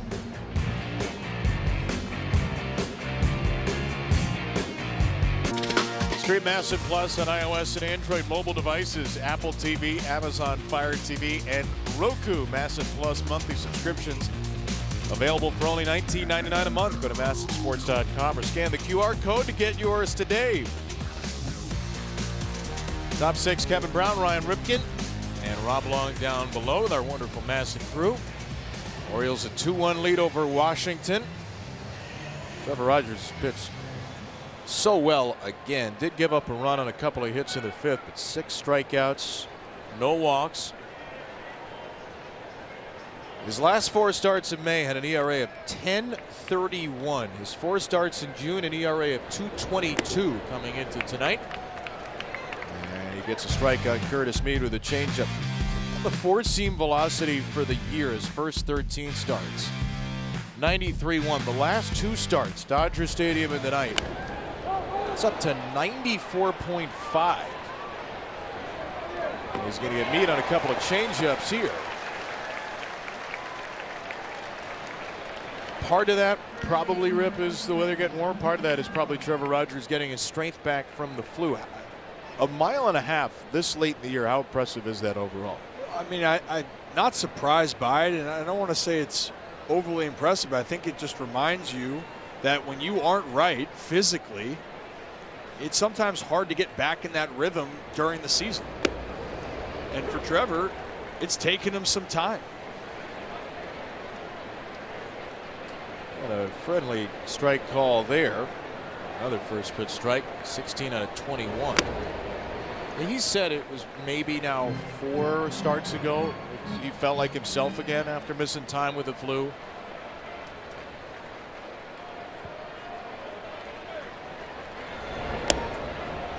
And I'm sure too, and he won't say this, but it's got to be real pressure on Trevor coming into the year. You're the opening day guy for the first time. You're going into a contract year, a free agent at the end of the year. You're coming off a most valuable Orioles season where it seemed like you couldn't do anything wrong. All of a sudden you have a couple of tough starts, and just from a psychological perspective, I think we can understand as human beings how these things can snowball. I still remember him, might have been after the Rays. Was it after the Rays where there's pretty emotional? Yes. About, and he's saying, I'm not exactly sure, because you could tell he didn't feel 100% right, but he also didn't feel bad, and he wasn't having the results. But what we've seen is this is what he expects of himself. And even tonight, I know the fastball percentage is up, but this is how he wants to pitch. He wants to attack you with that heater and use that changeup. 3-2 pitch, high drive to left by Chaparro. Plenty of room out there for War. 2 up and 2 down. Birdland this Tuesday, paddle up for pickleball night as the O's host the White Sox. Buy a special ticket package. Get a game ticket and an exclusive Orioles Volair pickleball paddle. Orioles.com/ticket packages. I know my answer with my usual partners, but it's our first time working together in the regular season. Are you a pickleballer? I haven't played a competitive pickleball game. I've dabbled exhibition, but no actual pickleball game. I have never picked up a pickleball paddle. Would you like to? I would like to on Tuesday for pickleball night. I think that's a good time to do it. It might be it. I don't know. There's a new pickleball movie with Jake Johnson and Ben Stiller coming out in a couple of months. The trailer just dropped. It looks amusing. That's the extent of my relationship with pickleball these days. But I know a lot of folks are into it. So Tuesday night's going to be a great night. Maybe it will get me intrigued in the activity. Here's my thing that I know. Because I love to compete. As soon as I play, I'm going to be addicted. That's what all of my friends have said. They've never been wrong. Well, that's not true. They've been wrong. But I don't think they're going to be wrong about that. So you are just resisting what you know will be the 41 strike to Abrams. Like the longer you hold off wading into the river Styx, the easier it will be. It's going to become an obsession for me. That's what I know. There's a 3-2 Rogers. He struck him out. Cutter away for K number 7.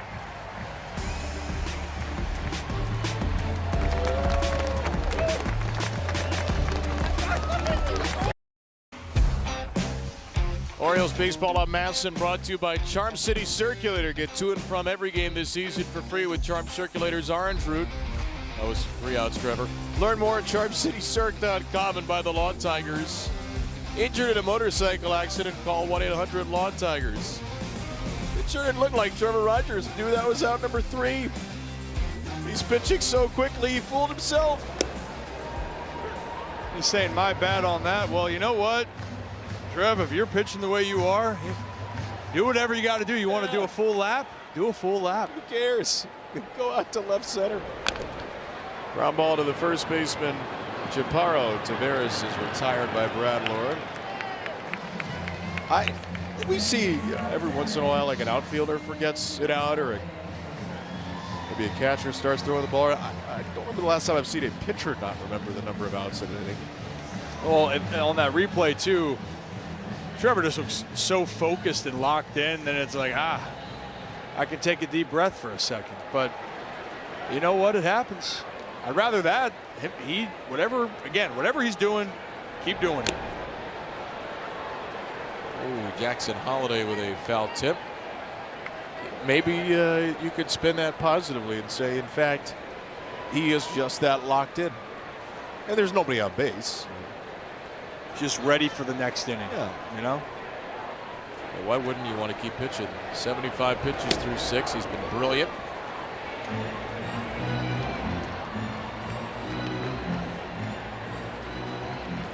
Nats bullpen is empty. Brad Lord on 2 days rest has already collected 3 outs. And Lord gets number 4 on a high heater, frustrating Holiday.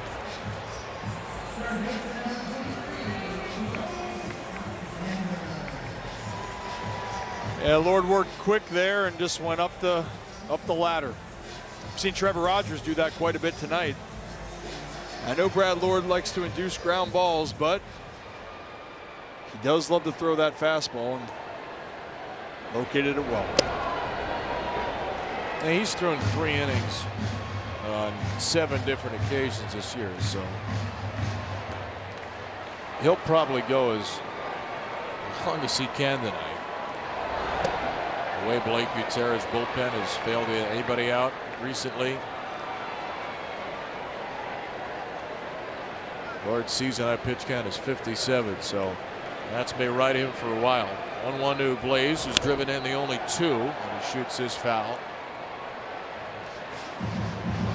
And he's working quick and working quick out of the windup, by the way. You know, for relievers in general, you're not typically seeing guys come in and do that, but it seems to me for Lord, that's his way to get himself going. Obviously, guys on base will go from the stretch, but we've seen a lot of relievers just move towards being in the stretch regardless of the situation. Strike 3, painted him.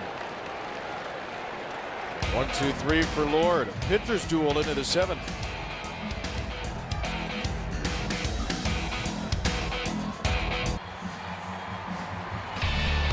The ultimate goal of an MLB fan, seeing it all.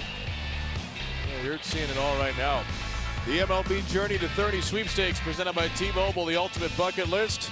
Enter now for your chance to win trips to all 30 ballparks. MLB.com/journey to 30 sweeps. Tarp's office at Camden Yards in left field. Kevin Brown, Ryan Ripken, Rob Long with Tarps fully on. In the 7th inning, a 2-1 Oriole lead, and here's a ground ball foul from Dylan Cruz. And Trevor Rogers has pitched 3 perfect innings, faced the minimum in another inning. 2 hits, no runs in the 4th, 2 hits, a run in the 5th. He struck out 7, he hasn't walked a bat. And Cruz keeps it fair inside the bat. This is trouble with a capital T to start the 7th. A leadoff double for the former 2nd overall pick, Dylan Cruz. When he felt he had him out in front of the changeup, so why don't I try to throw it again, is the thought process. The only problem is you hung that one middle in. The changeup that you want going away breaks into the bat for the righty. And now just like that, Nats are got the tying run, scoring position. Dalen Lyle has more at-bats with runners in scoring position than anybody on the Nats. Only a .616 OPS against lefties. He did not show bunt. He only has 1 career sac bunt, 172 games. Swing and a miss by Lyle. 13th swing and miss on the fastball for Rogers, one off a career high. I expect him to try to get through this situation. I mean, right there, the swing still saying he's not picking up the fastball. So let the swing dictate what you want to do, but now you have him thinking. Now, again, it's an easy term to throw out. You can do whatever you want, but again, you can go elevated heater here, or I think you throw sweeper away. And I mean, if you're throwing sweeper away, you're going way outside. Fastball down away. And that's fine. I mean, he's not picking it up as well. And for Trevor, hey, the fastball is what's guiding you here. Second round pick of the Nats 5 years ago, Dalen Lyle swings, grounds the ball foul. The sweeper was in the zone. And that was a mistake one. Where he wanted to locate that, what I was saying before. He wants to have that bottom corner here. If you think you can throw that sweeper again a little bit further out, you can. It's a hard sweeper too. Back to the heater, fouled off.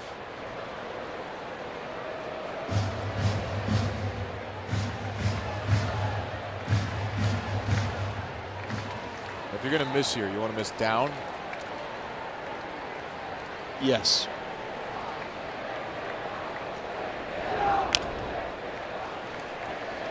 Cutter.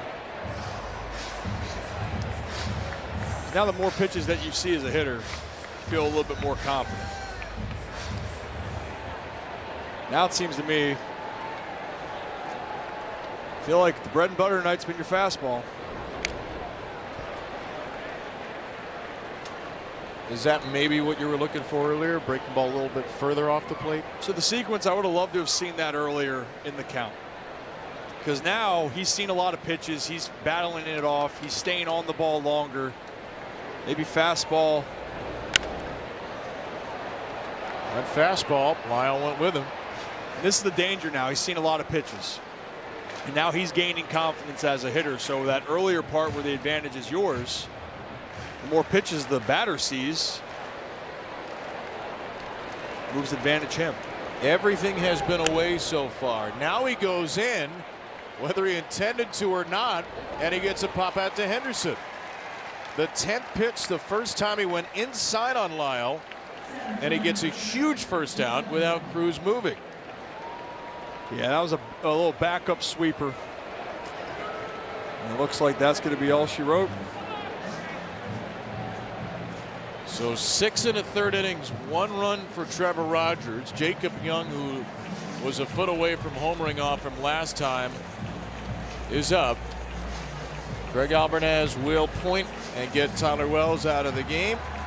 And that will get the Oriole fans a chance for a nice ovation. Trevor Rogers' resurgence continues as he walks off in a 2-1 game.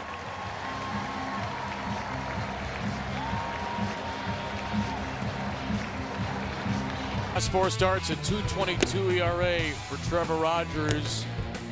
And he continued his strong surge today. Ryan Ripken striking out 7 without a walk. I mean, I thought he was great. Fastball command was fantastic. He was deceptive. He was confident. A lot of first pitch strikes. And I know he's leaving with the runner on second base, just hanging that. Really, that was the one pulled changeup. That's the one pitch of the night. Maybe you can say that's not what he really wanted to do, but you're looking at what he's done lately. This looks like the Trevor Rogers we saw in 2025. He leaves for Tyler Wells, who will face a pinch hitter. Jose Tena comes in to bat for Jacob Young and takes ball 1. And it's the MedStar Health pitching change. Get the same top-rated care the Orioles trust. Visit medstarhealth.org to find care now. MedStar Health, it's how we treat people. And Tyler Wells, how he's treated people recently, last 6 outings. It's scoreless. Tena off the bench with a pop-up off the end of the bat. Henderson again. 2 pop-outs to him in the inning. Cruz still anchored to second. He's the kind of guy you don't mind seeing a lefty because of that great changeup. And now he'll see another in Luis Garcia. And for Wellesley, he's a guy that's not going to blow it by you, even though he's got that big frame. It's the extension that he has, then with the deception of using his off-speed pitch. And he wants to go to that changeup. He will throw a cutter quite a bit as well, but he feels very, very confident when he's got to make a pitch to go to that changeup. Luis Garcia Jr. coming off the bench, but he's homered in 3 consecutive games. Tying run, Cruz at second, a very good runner. Strike one to Garcia, not where Tyler Wells usually throws a fastball. 49 RBIs, tied for second on the team with James Wood. 0-1 to the free swinging Garcia. And swinging free he is. There's that Wells changeup. And he's very free swinging, but one thing that Luis Garcia does, and I got to know him in the Nationals organization, he might free swing, but with 2 strikes he shortens up. Only 41 strikeouts on the year and 247 at bats. 0-2 for Garcia. Tying run, Cruz at second.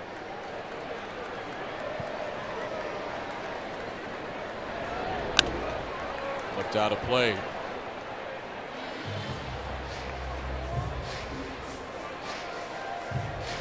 You know Luis Garcia from your time with the Nat system. What's the best way to get him out with 2 strikes? Well, he will swing, and you want him to chase your pitch because he will go after it. But he has great bat-to-ball skills, and this year, you know, he's got coming into this game same amount of RBIs as James Wood. Flip to shortstop. Henderson again loads up for a throw in time. What a job by Tyler Wells. Nat Strand the tying run at second.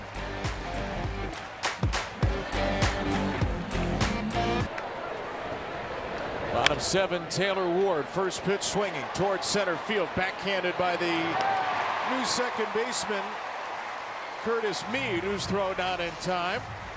So Ward beats Lord with a little jam shot hit, and Taylor Ward is now 3 for his last 3. And 2 of those hits, probably curious what the exit velocity on this one is, but for Taylor Ward, I love the aggressiveness. Staying up the middle, hustling down the line, making good things happen. It's a solid 69 miles per hour off the bat from Ward there. He's 3 for 3 in the last 4 pitches he's seen. As Brad Lord, who's thrown an inning in 2/3, gets back to work. 7, now 8 hits for the Orioles tonight. I beg your pardon, that was their 7th hit of the night. Nationals only with 5. Owes a 2-1 lead. 4th inning, Mayo doubled, O'Neill walked, and with 2 outs, Holiday walked, and Blaze Alexander singled them both in. And there's a big lefty, Grant Wolfram, up in the Oriole bullpen.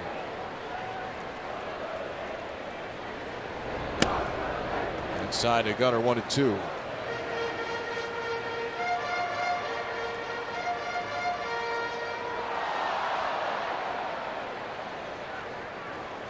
For 3 night for Gunnar, coming off a good series in Anaheim. By the way, the Angels just about 40 minutes ago announced they are firing their general manager Perry Minasian, and John Mozeliak, former Cardinals GM, a longtime member of the Cardinals front office, has been appointed as a baseball operations consultant and interim general manager. Now, why the Angels, after winning 2 of 3 from the O's, then having an off day, would fire Perry Minasian the day after the off day, I don't know. They're the Angels, but he is out of a job. The Angels are moving forward in their baseball office. 2-2. There's no rhyme or reason sometimes to the timing. You know, we've seen that so far this year. The Red Sox, when they're here in Baltimore after a win, one of their most impressive wins of the year. Yeah, what's with that? They fired Alex Cora and half their coaching staff after they beat the O's. Angels beat the O's. They fire their GM. Orioles are like the reverse Grim Reaper. You beat them and then you fire somebody. Yeah, I don't know if that's supposed to be how it goes, but you know, baseball. Hey, I'm liking Gunner's fight here. Took a tough changeup, battling the fastball. Swings through a tough slider there. That was the 8th pitch from Lord, and he finally got him. And it's like he was saving that one. Saved the best for last. Showed you all the Nats changes, by the way. Taina's in left, Cruz over to center. Meade went from third to second. Chaparro went from first to third. Garcia's in the game at first. Here's Pete, who fouls away a Brad Lord sinker. Now the second time through the batting order for Lord. He'll face Alonso and Mayo. Without any question, P.J. Poole on the left, he's up. He won't come in to face Kobe Mayo. Maybe O'Neill or Basayo. Breaking ball wide. It's 1-1. And Lord has pitched well. 2 scoreless innings, 2 walks, 3 strikeouts, 1 infield hit. Stabilizing what has been just a nutty 3 nights for the Nats. Giving up a go-ahead home run in the 9th inning. 3 consecutive games. Second team ever to do that.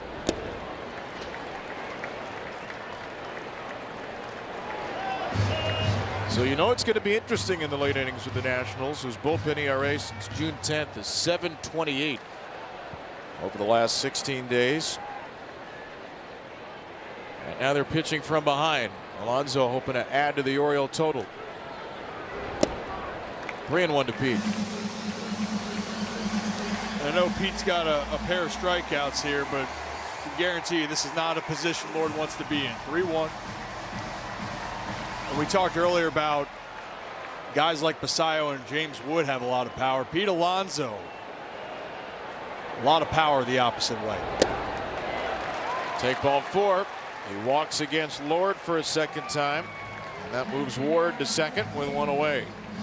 Calling all heroes, all veteran and active military members can receive a complimentary Orioles cap. Just visit the guest experience kiosk behind home plate at any home game throughout the season. Presented by Tower Federal Credit Union, your hometown credit union for more than 70 years. And this is the pitching coach, Simon Matthews. His 3rd mound visit of the game. It's 2-1. And a big opportunity here for Kobe Mayo with Ward and Alonso on base.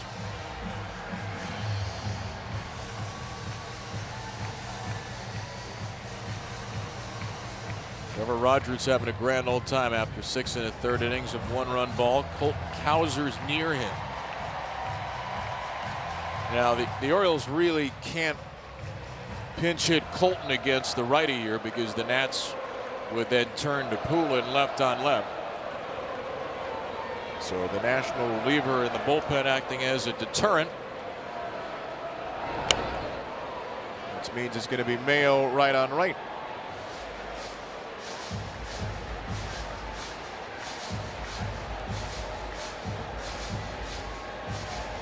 Colby doubled against the starter Alvarez in the 4th. Scored the first of 2 runs on the Blaze Alexander 2-run single.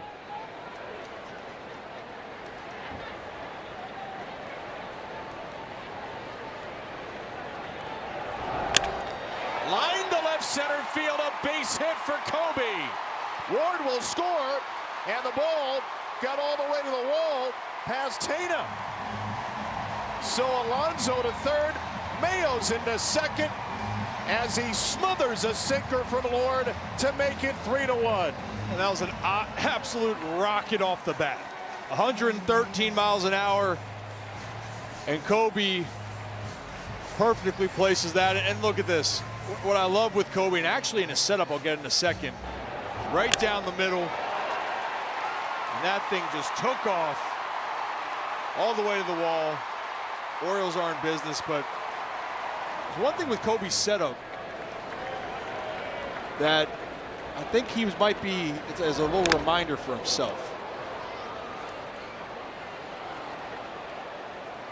Because one thing for Kobe that he's felt versus righties, he's not staying in long enough against them. What I mean by that is front shoulder might be going out, pulling off the baseball a little bit. We know he's got a lot of power. And you mentioned earlier, KB, about hitting the ball more to the bigger part of the field or even going oppo. So Kobe, even in his routine to get ready, it's almost like he was creeping his front shoulder in as a little gentle reminder.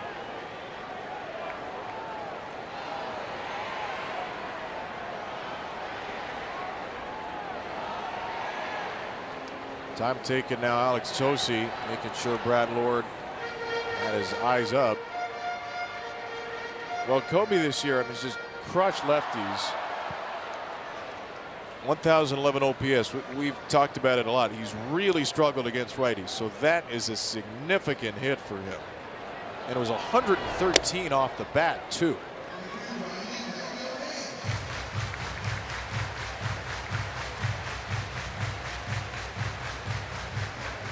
What do you like in that swing, besides the result?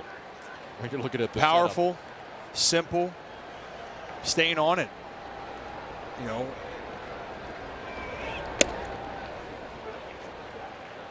O'Neill will challenge. This could be the Orioles' second and final if he loses it.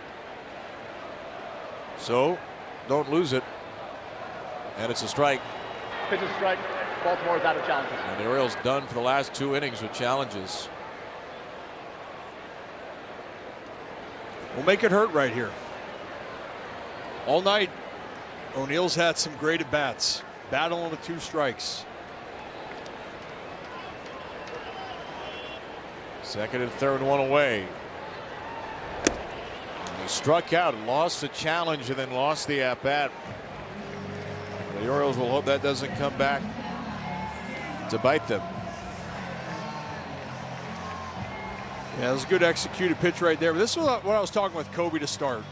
Did you see how he just turns his front shoulder in a hair? And that little movement as a hitter when you feel like you might be flying off the baseball, and that's become more of a cadence, but just that little moment. Some guys do it with their hands. For me with that, I think it was a reminder, just stay on this baseball, keep that front shoulder in a hair longer, because when his bat and his front shoulder stays in, the bat flies through the zone. This is why when we talk about what can Kobe Mayo be, well, that's what he can do. Versus lefties we've seen, but he can do that versus right-handed pitching. Brad Lord is staying in for Basayo here. Even though P.J. Pullen's long been ready. I wonder if that means literally Pullen was just up there to avoid a Colt Cowser pinch hit. Otherwise, it's interesting that he's not in the game right now. That ball is crushed foul. Yeah, typically you want to challenge a younger lefty against the lefty reliever. But we all have the reasons for the matchup. Well, let's see if Sammy can. The Orioles have battled with 2 outs this evening so far. They had the 2-out, 2-run RBI by Blaze.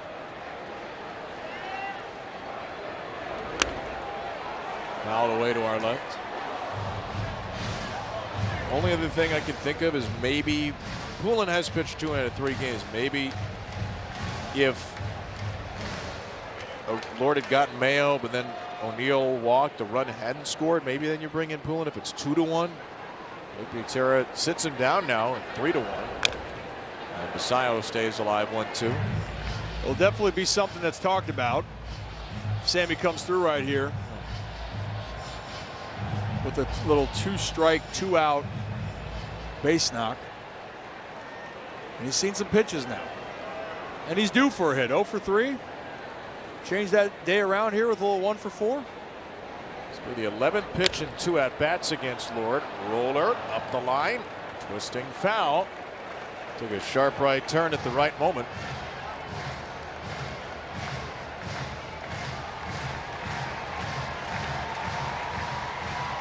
.55 pitches in relief for Lord. His season high pitch count is 57.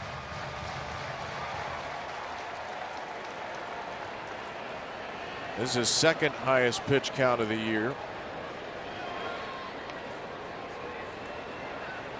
Pete Kobe on the base pass. Pete's got a big lead off third. Here's a 1-2 again.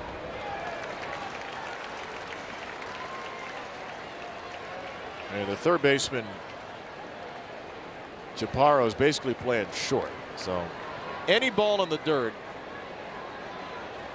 and Pete's liable to scamper home.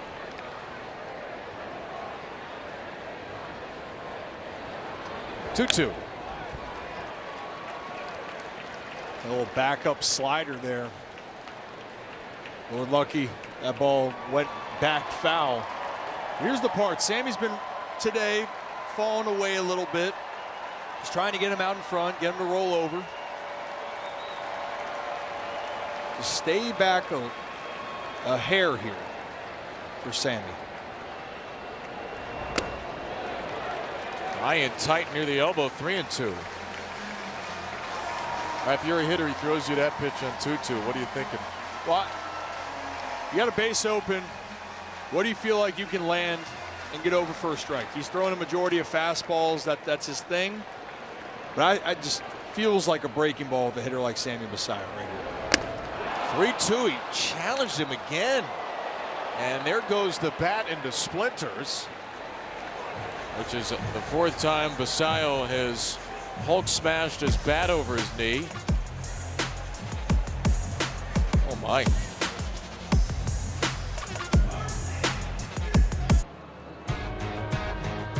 Orioles baseball on Masson, brought to you by Bet365, where winning is everything. And join us tomorrow, game 2 and 3, the O's and the Nats. O's Extra pregame with Rob Long at 6:30. Orioles will send Brandon Young to the mound with his .307 ERA, 6-2 record. Nats Foster Griffin, 8-2 with a .315, a surprisingly great pitching matchup. 3-1 O's in the 8th. They turn it to Grant Wolfram. Grant Wolfram has looked really good. I know he had the little IL stint, but the last 12 outings, 1.93 ERA. Big old lefty. Big old breaking ball. Turns around K-Bear Ruiz. Orioles have made a defensive substitution. Colt Kauser takes over in center. Leody Taveras moves to right. Tyler O'Neill is out of the game. And a fly ball into right. On comes Taveras, but Jackson Holliday's there to make the catch. So Kauser moves into the 5 spot in the lineup for O'Neill. And his batting spot's not due up till the 8th time around. Taveras, the new right fielder, will lead off the bottom of the 8th. And the Orioles have Yenyin Cano up and warming behind Wolfram. This is really the reason Grant Wolfram's in. This is the batter. James Wood, who is not the tying run. That's a good thing. Wolfram delivers a strike. Curtis Mead really smashes lefties after that. But you bring in Wolfram because you're worried about Wood. Maryland native, who's just crushed the Orioles in his career, is in an 0-2 hole.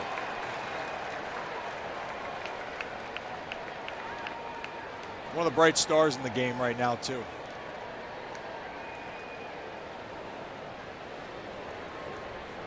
"20 home runs, 19, now 20 doubles, 61 walks. That leads the National League. But he'll strike out a lot too, and Wolfram gets his man with a slider. Right there, that whole sequence. Challenge him, make him chase. And that's exactly what Grant Wolfram does right there. And as a lefty hitter right now, and for James, he was showing that a little bit earlier with Trevor Rogers, where he's a little bit out in front and pulling off. Grant set him up there extremely well. Curtis Mead will take a strike. Looks like it'll be the newly recalled Zach Kent in the Washington 8th. 1 for 3 night for Mead against Rogers. If he were to reach, Andres Chaparro, who only has 4 at-bats against righties this year, is on deck.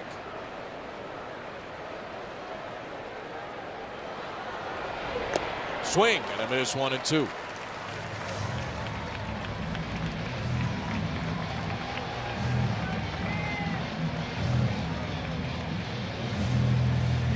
Tyler Wells faced 2 batters, got them both out.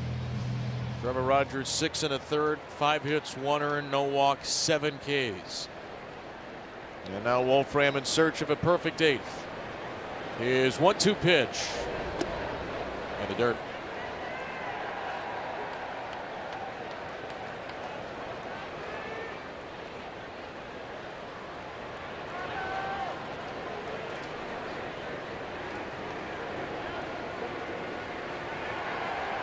A 2-2 for Meade.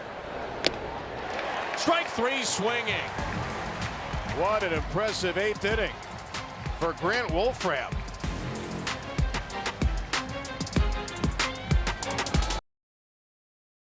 I love my hometown, can't nobody stop us.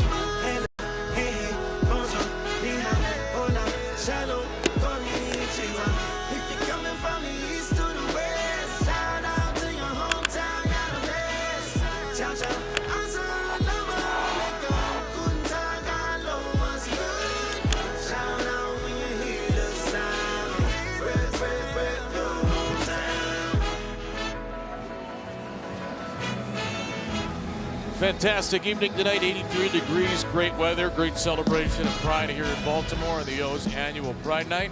Had some great baseball. Orioles lead the Nats 3-1. A 2-run single by Blaze Alexander in the 4th. RBI double by Kobe Mayo in the 7th. And now Zach Kent, the Nats' second reliever of the game, takes over in the 8th inning. Kent just added to the roster from AAA Rochester today.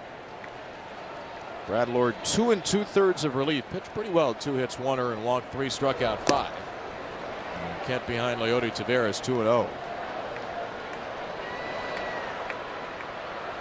Oriole closer Ryan Helsley will have the 9th. Part of the Nats order coming up. Chaparro, Abrams, and Cruz the do-ups. As Leody takes a high, strike 1.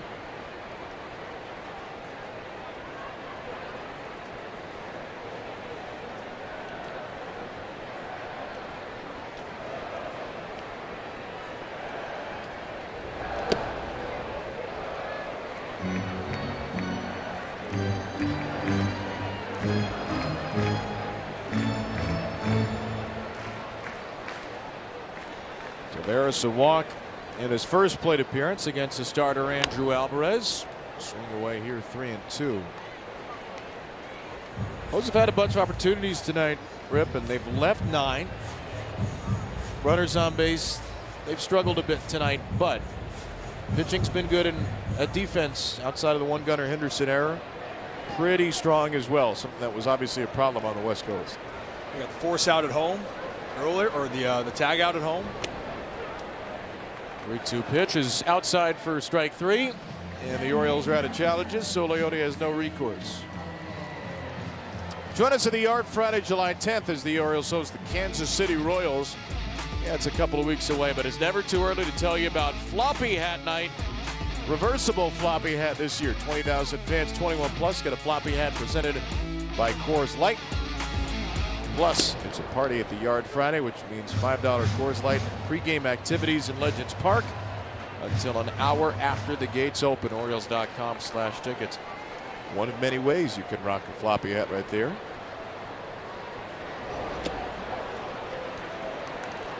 How many floppy hats do you think you have from over the years? In totality, I've lost count. I'll tell you what, my grandpa Bob. There's few people that love a floppy hat more than my grandfather. I'll tell you that. He might have the most in the family. Really? Oh yeah. Grandpa Bob. Fouled away by Jackson off his foot.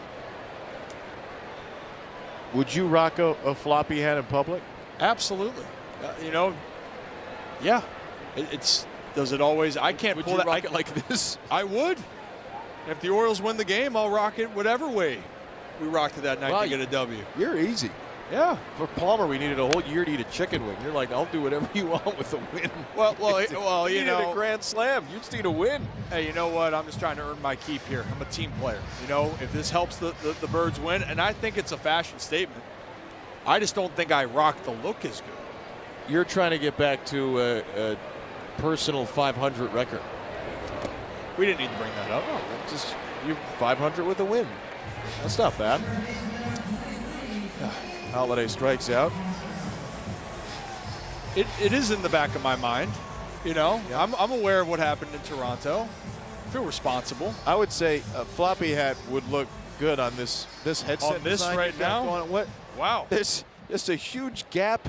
Well, you know what it could help? It could definitely help with the hair. I had someone earlier say, you grew up a lot, and your hair's not blonde. And I said, I did grow up a lot, and then I also lost my hair in the process. Maybe not to that level. Yeah, I was going to say, I wonder how that Talk happened. about a style. I wonder how that happened.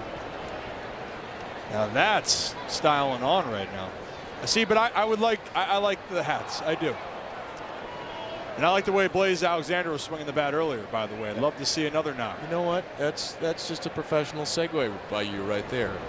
See, this is great on-the-job training, Bryce. So here's the thing. I'm just trying to learn as we go. You know the tricks to the trade.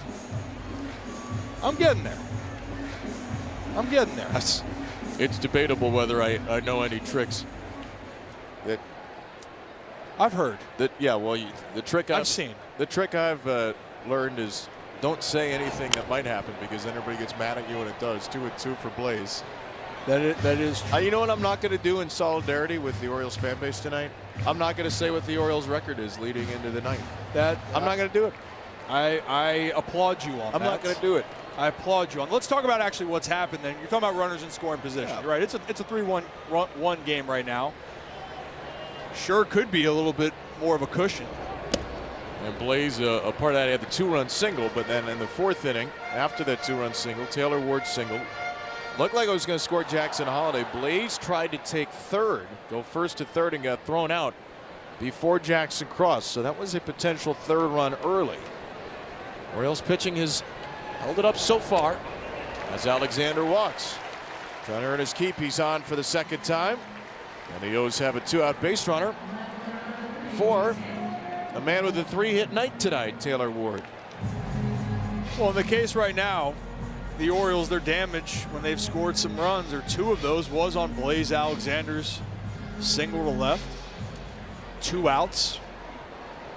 And I always think, and those are the big moments here. You got 2 2-out RBIs in a 3-1 game. That is the difference right now. Ward inside out, swing to first, and it kicks away from Garcia. Well, now Garcia, who came into the game as a pinch hitter an inning ago, with a defensive folly at first to give Gunnar Henderson a 2-out shot. Yeah, right there, a cue ball. You see that thing spinning right here, coming off the bat. Surprises him. Henderson way out in front of that curve. But even going back to that 3-2 pitch to Blaze, you go off speed, and he throws predominantly off speed, Kent over fastballs. But this is where you can really break it open now.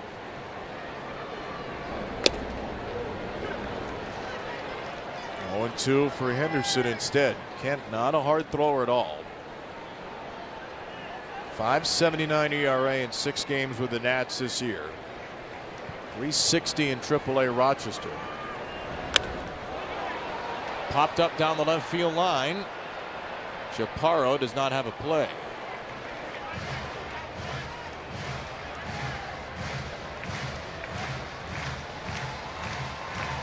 Gunner's had some deep counts. Well, nothing to show for it so far. 3 groundouts, 1 strikeout. Chance to erase 4 at-bats of frustration with 1 swing.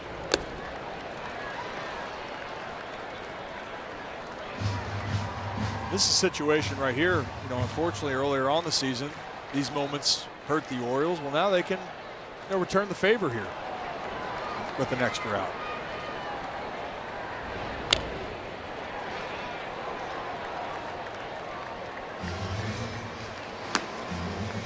Well, in case there's a big swing here. Cano is up and throwing again.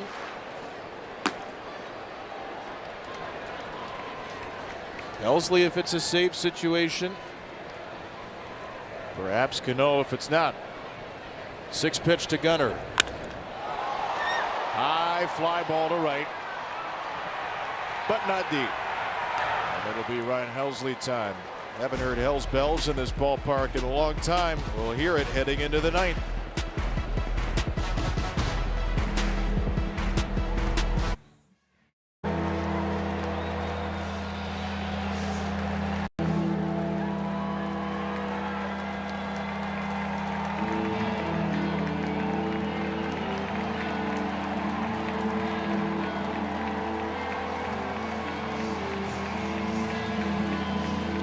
A long overdue sight and a long overdue sound. Ryan Helsley's first home game in nearly 2 months. April 28th, his last appearance at Camden Yards. The O's go on the road. He suffered some right elbow inflammation. His 3 outings off the IL were all on the road, and Helsley will try to close out a 3-1 win against the heart of the Nats order. Pinch hitter Jorby Pibas starts it and takes a first pitch curveball from Helsley. Pibas batting for Andres Chaparro, trying to get on to give C.J. Abrams a chance as a tying run. Helsley's 0-1. A ground ball foul off the splitter, and it's 0-2. It's always hard when you're battling back from an injury, and even though you feel as close to 100% that you could possibly be, you could tell he was working through in his first couple outings. That last outing out against the Angels, clean inning, building some confidence, a couple strikeouts as well. His first outing came in with a 5-1 lead, gave up home runs on the first 2 pitches against the Mariners and the blown save against the Dodgers. But that last outing on Wednesday looked much more like Ryan Helsley, and because of the injury in large part, he's only thrown in 7 of the Orioles' 42 home games now. Haven't had a chance to fire up the crowd much with that entrance and this high octane stuff. Ground ball to first tonight. He's one step closer to really firing him up as Alonso retires Pibas. So far got a pretty good feeling of that split. And that's the part of his game that was a pitch that he was really working on going into this year. Always have had that hard breaking ball, and obviously that fastball that touches triple digits. That doesn't hurt either. Grant Wolfram a perfect 8th, struck out 2. Here's Abrams. Another first pitch curveball. Interesting. I mean, the sequence, and each night that you're coming out of the bullpen, you know, what do I have a feel for tonight? Well, clearly, he's got a feel for the curve and the split start off hitters. Wow, look at that splitter go. And the 2 curveballs tonight are just the 6th and 7th curveballs Helsley's thrown all year. And he's followed both up with splitters. Now the playbook is all the way open. Abrams starts to swing. Did he go? He did. Basayo from deep in foul ground throws him out. C.J. Abrams got a little bit of a late break there. And Basayo completes the out on the uncaught third strike. The Orioles are a batter away from victory. Yeah, it didn't seem that either right there. We're completely wondering. Sammy's looking and realizing, is he going? Is he not? And then, you know, Basayo also has a bazooka. Lets the whole Birdland know that. Dylan Cruz. First pitch, slider. He's got a feel for all the off-speed pitches right now.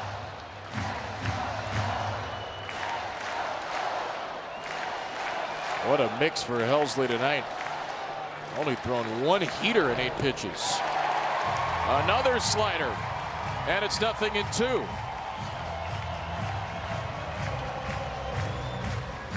Take the theme for the night. Go with what's working for you. Trevor Rogers, that was a four-seamer all night long. For Helsley, it's a breaking ball. And he throws another one wide to Dylan Cruz. Wells got 2 outs on 2 batters. Wolfram a perfect 8th. Oriole bullpen's gone 7 up, 7 down after a nightmare 8th inning on Wednesday. Helsley's 1-2 is a little bit low. Basayo trying to challenge late. Remember, the Orioles are out of those, and it was ball 2. So nothing lost there. It'll be a 2-2 for Cruz. A check swing grounder past the mound. Bare hand Gunnar. Got him at first, and the Orioles win it. Great play by Gunnar Henderson to end it. And a great night of pitching from Trevor Rogers on down. Helsley with a perfect 9th. The Orioles bullpen 8 up, 8 down. And the O's are back to winning ways to kick off this homestand.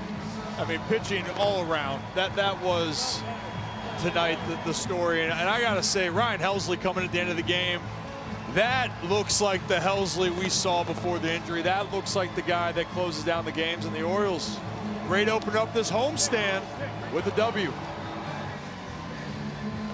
Couple of big hits. Blaze Alexander was in the 4th inning, but proved to be the game winner. A 2-run single. And then the Orioles left side of the infield made some great plays tonight. Henderson with the latest to get a good runner in Cruz. And you know what I love with this? I know Gunner's frustrated with his at-bats tonight, not having to hit, but that play right there, he's not taking it out to the field. And do or die, you got to make a play. Gunnar Henderson puts the exclamation point on this ball game. 3-1 final. Henderson was nice in the field after bouncing back from that early error. Made a couple of good plays. So did Blaze Alexander. And a big night rip. Kobe Mayo picks up 2 doubles, scores the Orioles' first run after this hit to right center, and would drive in their 3rd. I mean, his at-bats right here were great. He stays back on an off-speed on that double to right center. On this one, just smacks a fastball to left center. And this is, we're talking about the evolution for a young player. And I'm loving seeing what Kobe's getting comfortable with at the plate. And Kobe is with us right now. Kobe, a couple of doubles tonight. Congratulations on the win, and thank you for joining us. What was comfortable for you in the plate tonight? I don't know. I feel like confidence early with 2 good at-bats. Ripping a double to right center can set you up for a good day, and was able to stay on some pitches today and felt good. Day off probably helped, and yeah. You know, I loved you shopping at the gap there, Kobe. You went right center, left center. Yeah. Breaking ball first at bat in the second one. You know, what is something you're telling yourself? Because I know there's been a lot of conversations on for you just trying to get more comfortable here each and every day. Yeah, I mean, I think just seeing more pitches and staying, you know, calm in the box. I think slow is good for me, and I think when I'm moving slow, I'm able to see the ball a little bit better. And I think that, you know, you can see when it's obvious I'm on pitches, and was able to just have some good swings tonight. When you're thinking moving slow, Kobe, what does that physically look like? I mean, you can go look at the bats where I'm moving fast. I'm probably chasing sliders in the other batter's box. But you know, when I'm going good, I think I'm able to stay on some pitches. The first at bat or second at bat got a curveball outside, and was able to just throw my hands at it and hit a double to right center, and then stayed on a sinker to left center. So I don't know. I try not to think too much when I'm in there. Just have some fun, and I know I can do it. So it's just a matter of believing it. Yeah, I mean, whatever you're doing, just keep doing it, and it's got to feel nice. Long road trip back home, and hopefully this is a time to kind of settle in, because what I'm seeing is you're picking things up now, and even your demeanor. I'm seeing the day-by-day evolution of your game. Yeah, I mean, that's all you can do is keep working. You know, you can never stop the work. So that's what I'm going to keep doing and try to win some more ball games. And yeah. Rest up and get back to the work tomorrow, Kobe. Thanks for joining us. Thanks, guys. Kobe Mayo, 2 doubles, a run scored, and a run driven in, accounting for 2/3 of the Orioles' offense tonight. We'll hear more from Rip with Rob Long, O's Extra postgame, and a happy one coming up next.